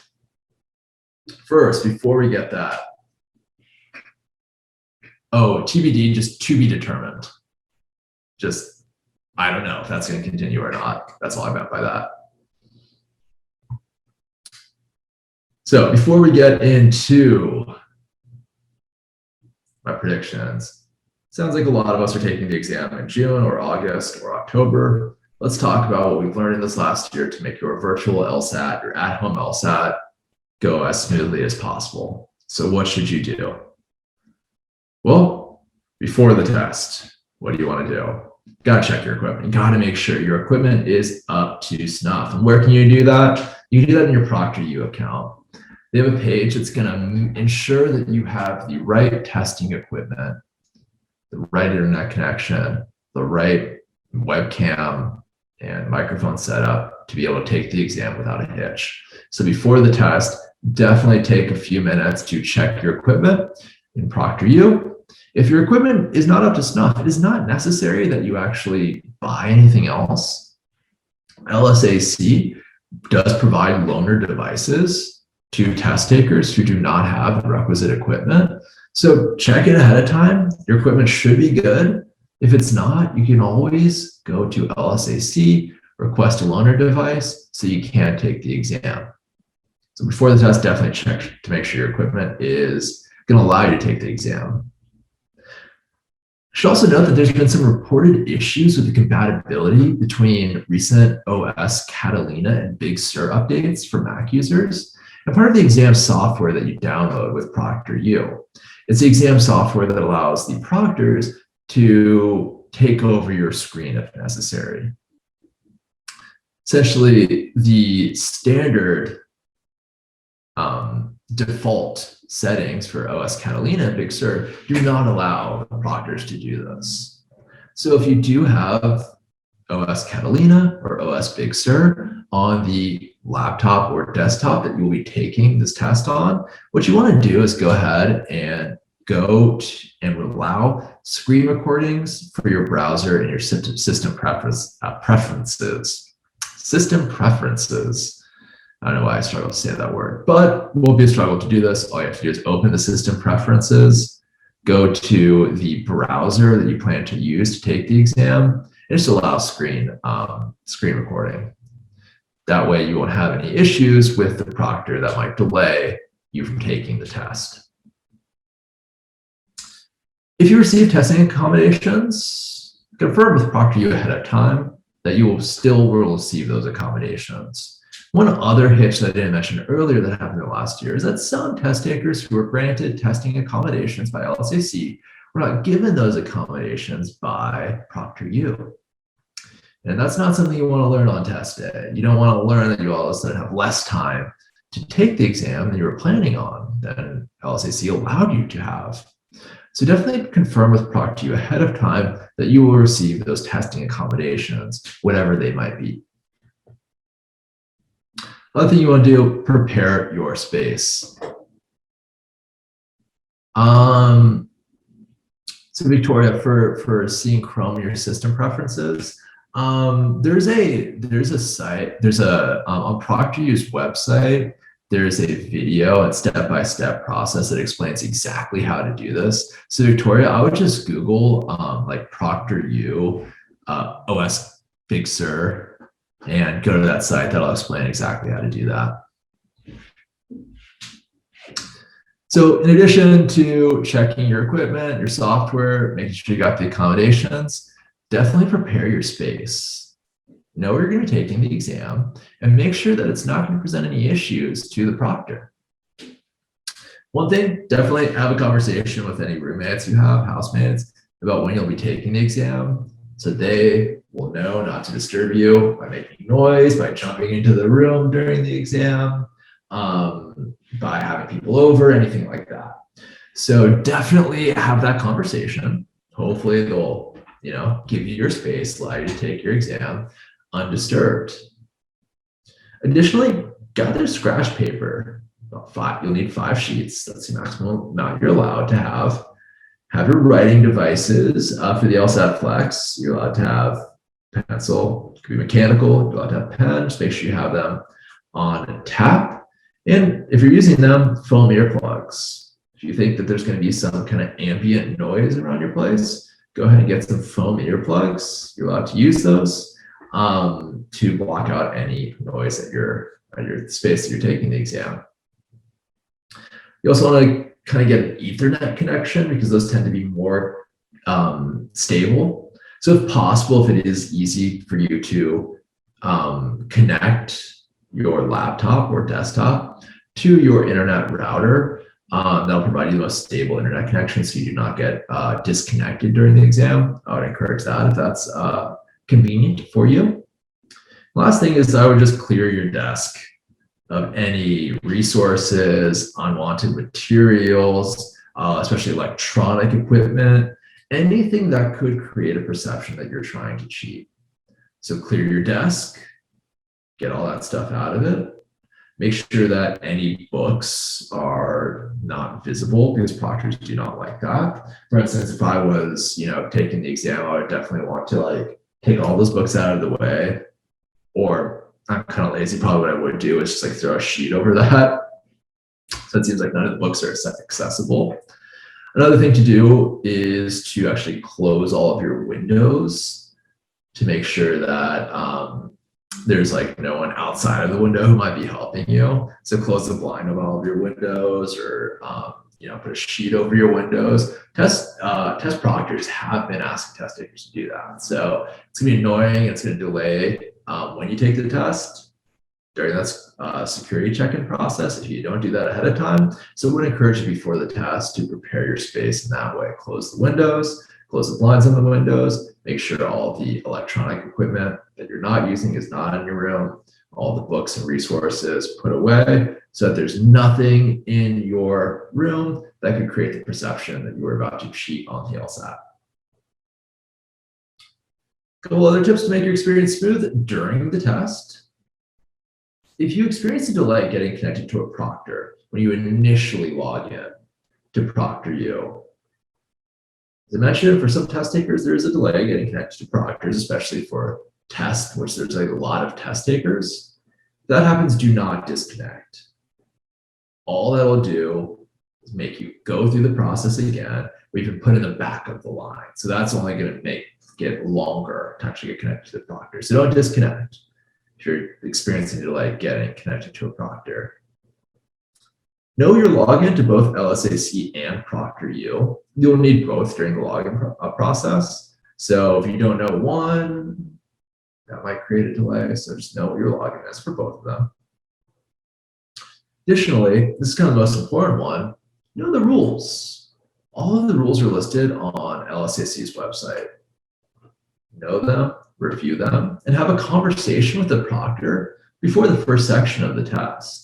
I would definitely encourage you just to have this conversation ahead of time. It can go a long way in just minimizing the likelihood that that proctor does something that is either contrary to the rules, in a gray area of the rules, or otherwise just impedes what you are able to accomplish on that test. So be super polite with this. No need to be really intense or anything. But if I were about to take the test, I would just have a conversation and just say hey, I know you've probably done a million of these already, but this is a really important test for me. It's kind of expensive to sign up for. I've been working for months to do my best, and I'm hopefully just going to be able to do it once and once alone. So I've reviewed all of LSAC's rules. I've read them carefully, and I'm going to do my absolute best to comply with those rules. Another thing I might say is hey, I'm sure you will, but if you don't mind, please turning off your mic during the test so I don't hear any ambient noise that might be distracting. I would really appreciate that.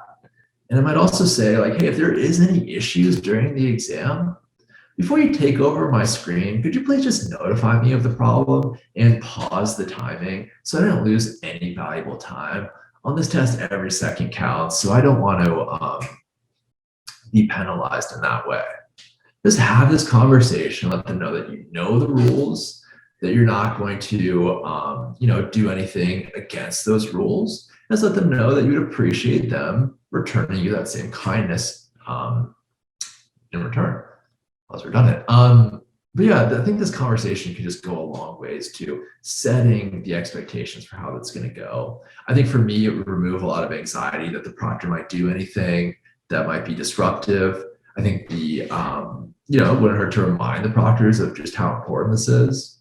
I think they're going to take their job a little more seriously as a result of that. So I think this conversation can hopefully both diffuse your nerves and to set groundwork, to set some, to set some initial understanding of how this is going to go for y'all.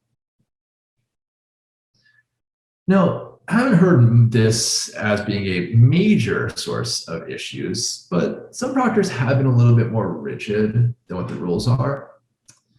For instance, not allowing mechanical pencils or not allowing 5 sheets of scratch paper. It rarely happens, but if it does, push back. Again, you shouldn't just relinquish what you're allowed to do for reasons that are just because the proctor says so. So know what you're allowed, know the rules, and if the proctor is being more rigid than those rules necessitate, push back a little bit, refer them to the rules to make sure that you're not, taking the test in an environment or with a mindset that's not going to allow you to perform as optimally as you wish. Now, that's what I would do to make sure your experience is as smooth as possible. Let's talk about plans of what you can do if your experience isn't as smooth as it otherwise hopefully is. Again, there are rare issues, so I do want to kind of go over what are some of the policies that you should implement if your experience isn't entirely smooth. Let's talk about it with first minor issues. And minor issues are things like you lose connection, but are able to reconnect and start the exam without losing any time. Or if the proctor takes over control of your screen for a small amount of time, like a minute or less. You experience these minor issues, well, during the test, work with the proctor to resolve that problem. In most cases, with these kind of minor issues, this will diffuse the situation, allow you to complete the exam. Like if the proctor takes over the controls for a small amount of time, just let them know, like, yeah, I'd appreciate it next time if we can pause the time before you take over my screen, and if you notify me of what the problem is so that we can resolve it. If it results of you losing like 10, 20, 30 seconds in a logic game section, that's certainly not ideal, but it's not the end of the world. And if the proctor follows, what you ask them to do, for the next time that happens, if it happens again, you won't lose that time. So during the test, work with our proctor to resolve the problem. After the test, use the complaint form on your LSAC account. If you do not register a complaint, LSAC will not see that anything went wrong with your test. So even if it's a minor issue, you weren't quite sure if it actually affected your final score on the exam, I would still go ahead and lodge that complaint anyway.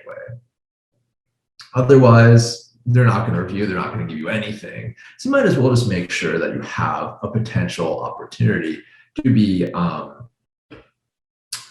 to get some retribution. Now, during that time after you lodge your complaint, using the complaint form on the LSAC account, consider what you would like the ideal outcome to be. Would you like to retake within a week or two, if that's offered?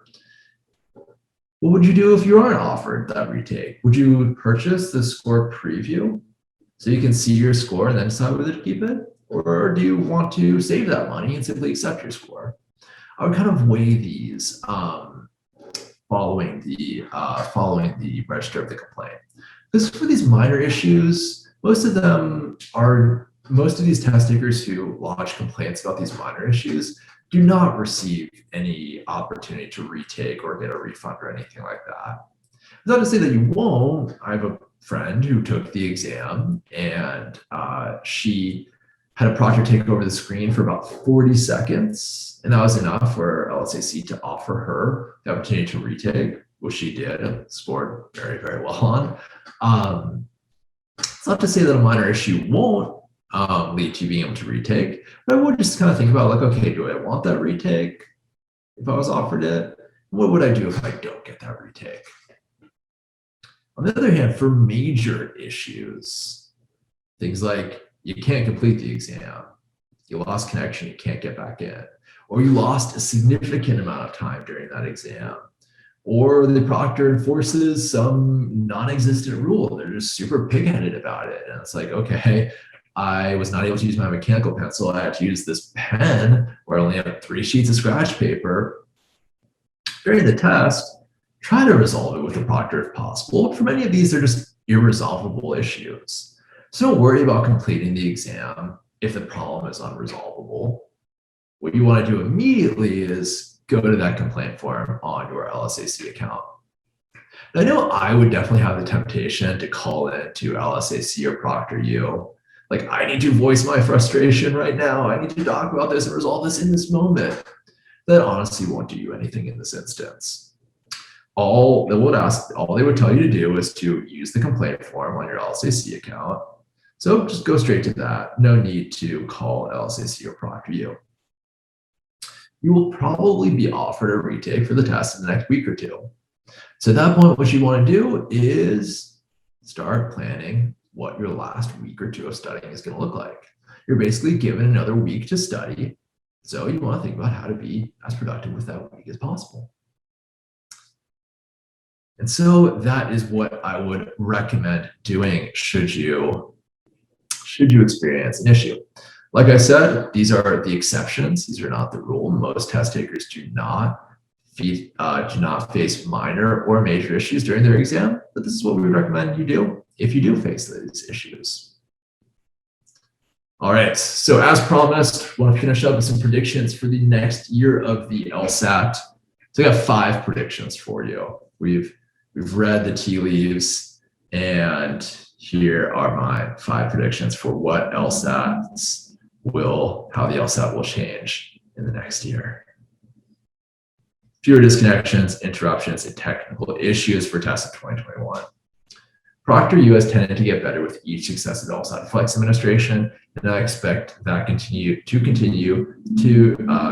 apace in 2021 and beyond. I do not think there's going to be a major issue with the switch from the June 2021 exam to the August 2021 exam when they add that section in the break. I think ProctorU are very experienced with this test now. They've held it many times. They've only gotten better at it. And I think it's going to continue into 2021. And I hope I'm right about that for all of you taking the exam in June and August and October and beyond. Second prediction, I believe that LSAC will release 3-section score conversion charts for released practice exams. So what that means is that they're going to tell us if you take this practice test as a flex exam. So if you take the, for instance, November 2019 exam as a 3-section exam rather than the 4-section exam was released as, here's how many questions you need to get right to earn a 180 and a 179 and a 177 and a 176 and so on and so on. Because while test prep companies like LSATMax have the option for you to take any practice exam as a 3-section flex exam, and we will provide you a score, those scores are our guesses. We've done a lot of thought and research into trying to make those guesses as accurate as they would be, but they're not official scores verified by LSAC. And I think that the fact that LSAC does not have these score conversion charts for test takers who will be taking a test with 3 scored sections for the next 2 to 3 years really is kind of difficult for these test takers. Because they take 3 sections, they don't really have a precise understanding of what their score will be. Now, LSAC was very busy creating the LSAT Flex last year and administering a bunch of LSAT Flex last year, and they deserve a lot of credit for that. I think this is still one hole in the process for test takers. So I think they will release a 3-section score conversion charts so that test takers who do take 3-section LSATs in preparation for their test will have accurate verified scores. And that will make taking exams, especially with test prep company like LSATMax that provides detailed analytics for every LSAT that you do, a better experience. So maybe it's wishful thinking, but that's a prediction that I'm making. I do think that next year more people will be taking early LSATs like in June or August than in the last few years. I think the competitive cycle has been pretty well publicized. I think there's just a consensus understanding that in a competitive cycle, it becomes even more important to apply early rather than later. So I do think people will be taking early LSATs to a greater extent than they did last year. I think last year there was a lot of hesitation to take the new LSAT in May or June or July. A lot of people punted to later in the year. I think this year we're going to see a lot of people take the June and August LSAT, and with 21,000 people registered for the June LSAT, or sorry, no, excuse me, over 35,000 registered for June and around 12K already registered for August. I do think this prediction is already bearing out to be true.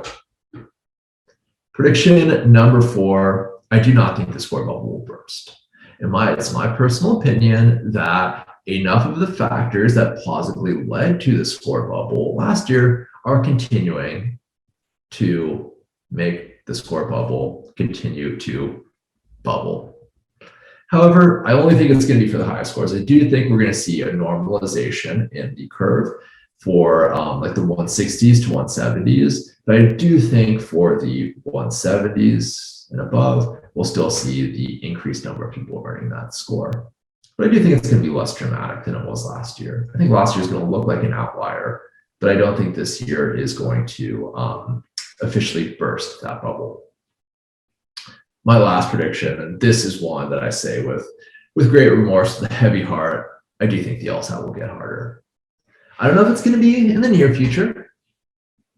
It might not be until 2022 or later, but I do think one response that LSAC will make to both the score bubble, but also all of the data that they have from their test takers, who they see are taking many practice tests in Law Hub, is that, oh, people are really learning this test.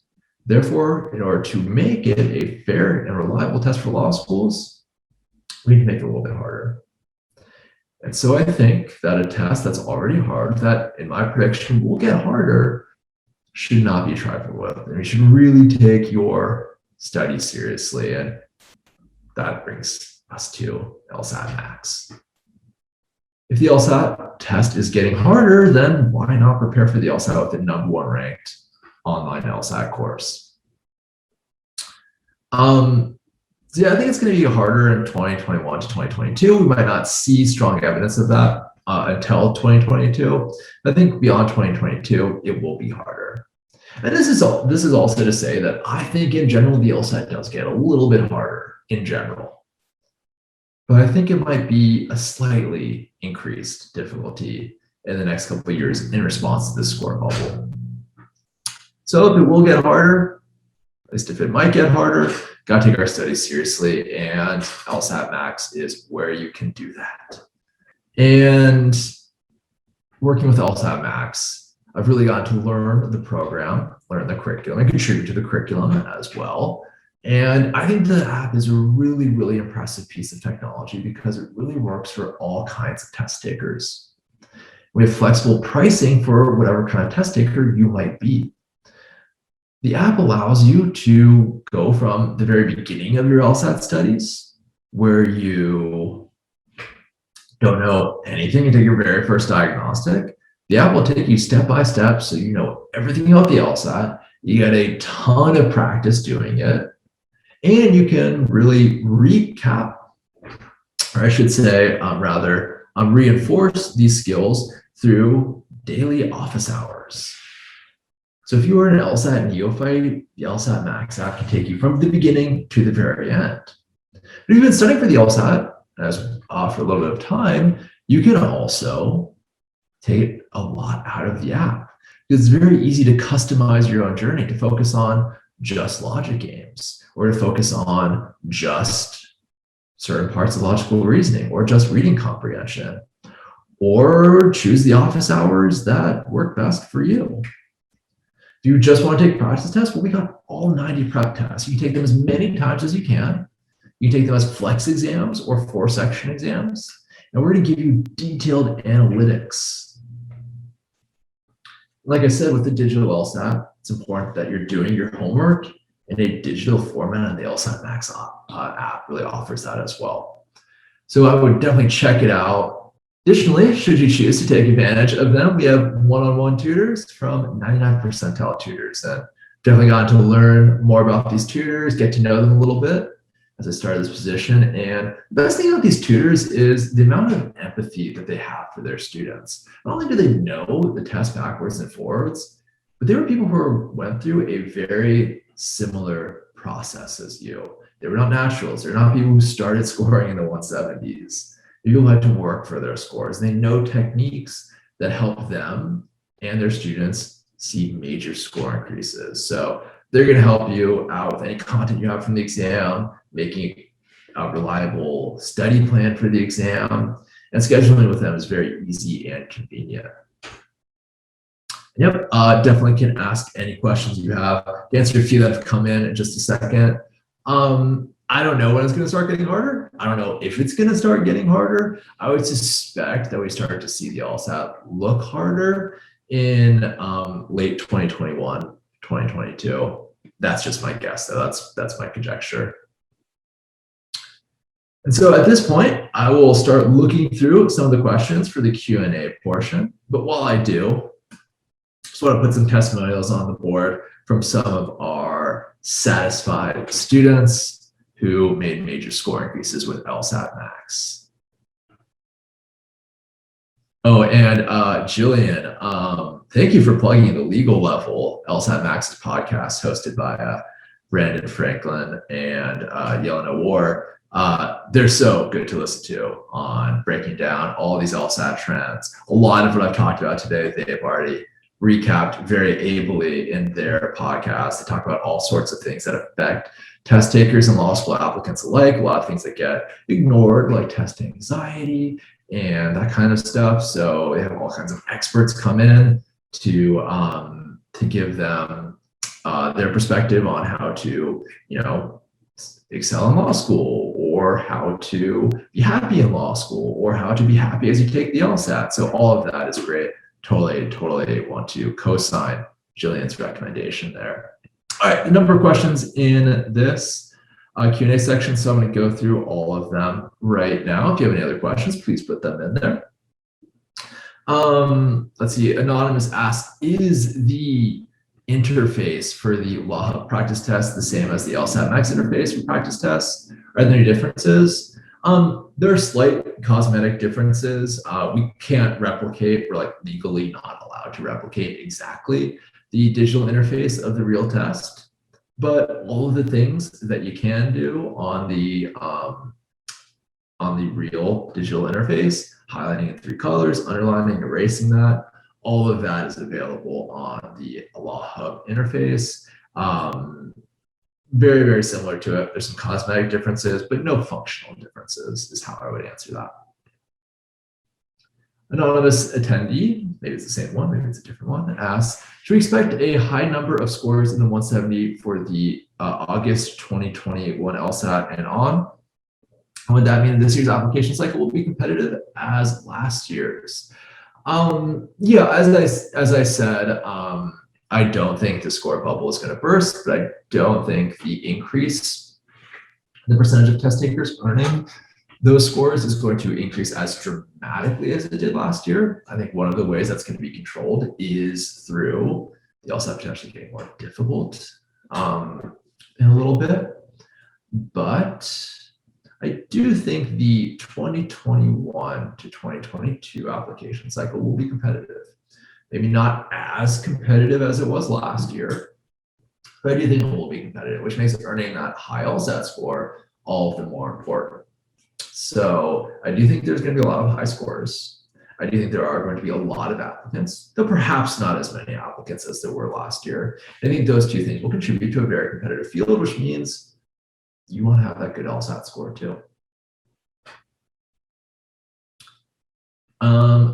Anonymous asks, what if something unknown happens on test day, computer shut down, unexpected connection issues, camera not working? Is there a process to go through to be able to take it again? I already answered this, but just to reiterate, you're going to want to use that complaint form on your LSAC account. During test administrations, the decision makers at LSAC are monitoring that carefully, and they really act quickly in resolving those issues. So that's what they're going to be looking at. You should put in that,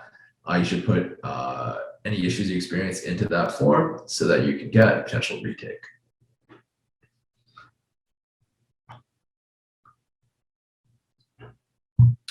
Jillian asks, is there a specific strength of internet needed for ProctorU? That can be checked on ProctorU's website or through your ProctorU account. I don't think it's particularly high. I think any hotel, if you're taking the exam at the hotel, will have internet speeds of that.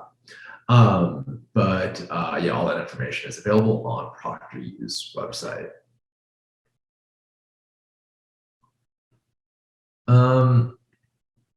See, another anonymous question is, will there be less forgiving curves in general now, since there's been time to prepare and get used to the LSAT Flex? That's an interesting question. One thing that I think is maybe a misconception about how the curves work on the test is that you're being curved based on the performance of people who are taking the test with you. So I think what a lot of people think happens is everyone takes the June LSAT, and based on the performance of all the people in the June LSAT, LSAC then goes in and based on that data decides, okay, here we have a bunch of people who did this on this exam. So in order to get 170, we'll say the cutoff line is this. In order to get a 150, we'll say the cutoff line is this. And they do this based on the data of test takers in that test administration. That's not how the curve works. The curve is actually set ahead of time. Before anyone will take the June 2021 LSAT, LSAC will already have determined how many questions you have to get correct to earn a 170 or a 150, and for all the other scores, obviously, as well. So the performance of test takers on a given test does not greatly affect what the curve will be. So if that's kind of what your concern is, that will not affect it, because that's not how the curve works. However, if your question is, oh, now that there's been like a year's worth of LSAT Flexes, and people know kind of what the general amount of questions test takers get correct on the LSAT, will that contribute to how that curve is calculated ahead of time? That I don't know. I don't think that's how the curve sets. I'm not an expert in standardized test curving, psychometry,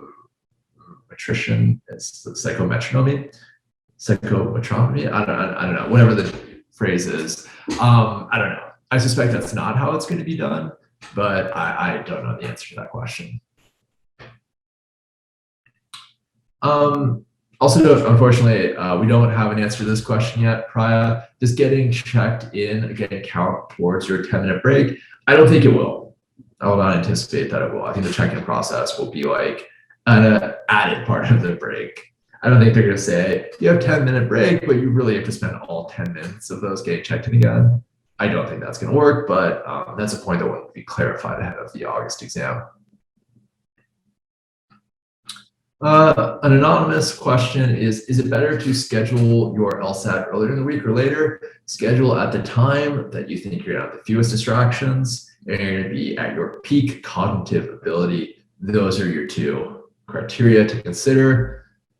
I don't think there's a general reason to think, I don't think there's any reason to believe that LSAT's earlier or later in the week or better or worse, especially now that ProctorU has gotten quite good and standardized in how they kind of actually administer this exam. So just choose the time that you're gonna have the fewest distractions. You're gonna be operating at or near your cognitive peak.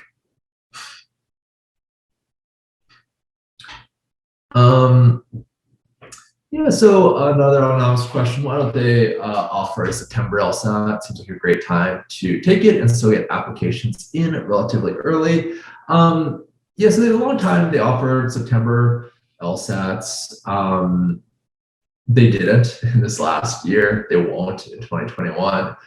Basically what they did is they've actually shifted that September LSAT a little bit earlier. In fact, they did that for all the fall LSATs. It used to be like September and December was when those LSATs were given. They've kind of been shifted up to August and November. And so if you think about it, that actually means that you can get your applications in even earlier now. I think this is one way in which LSAC has been accommodating to test takers' needs. So yeah, it would be great if they had another LSAT. just a fan of more LSATs because that makes it easier to schedule for test takers. But essentially what they did with the September LSAT is just shifted up to August.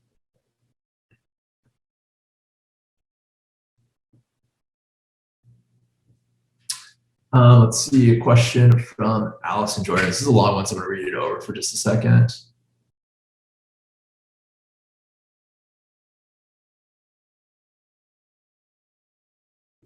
Okay, so essentially Allison's question is, when I start taking practice exams, should I take the flex version that has 3 sections or the non-flex version, which has 4 sections, like the August LSAT will? And I think you should take a mix of both of them.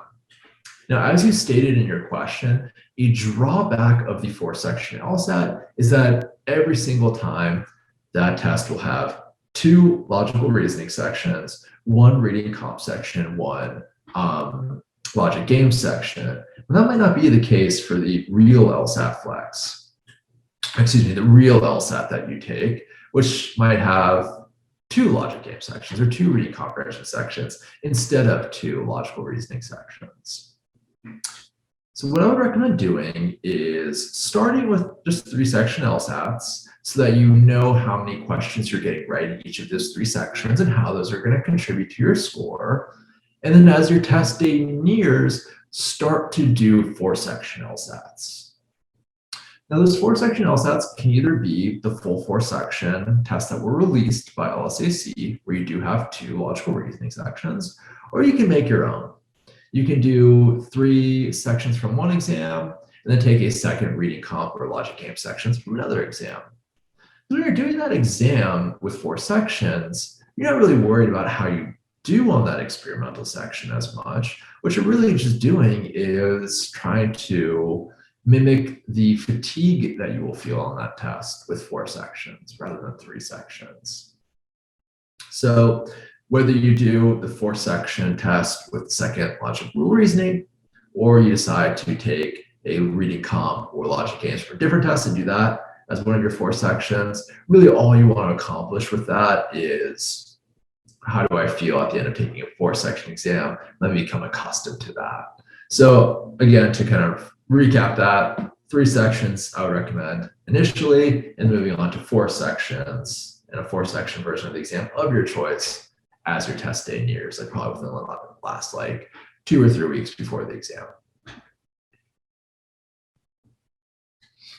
Now this question, are you allowed to have earbuds in that are connected to your computer? Absolutely not.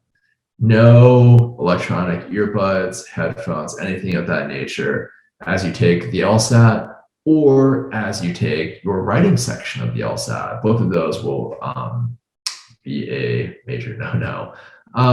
You are allowed to have foam earplugs. So not electronic ones that literally just like go in your ears and block out noise. Those are the only things you're allowed to put in your ears to your during your test.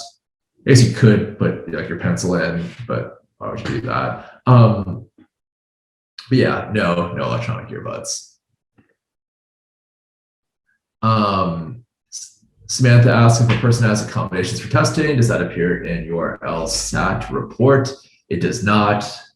There was a case about that a few years back, and the ruling of that case was that would be a violation of the ADA.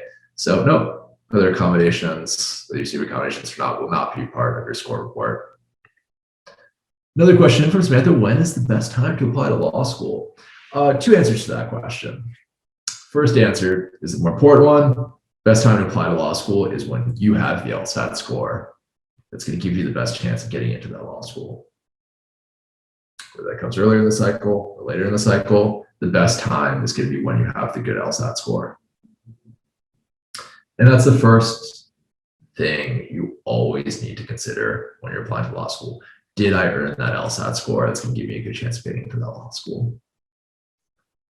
Now, aside from that, all else being equal, like assuming you do have that good LSAT score, then it's better to apply earlier in the cycle rather than later.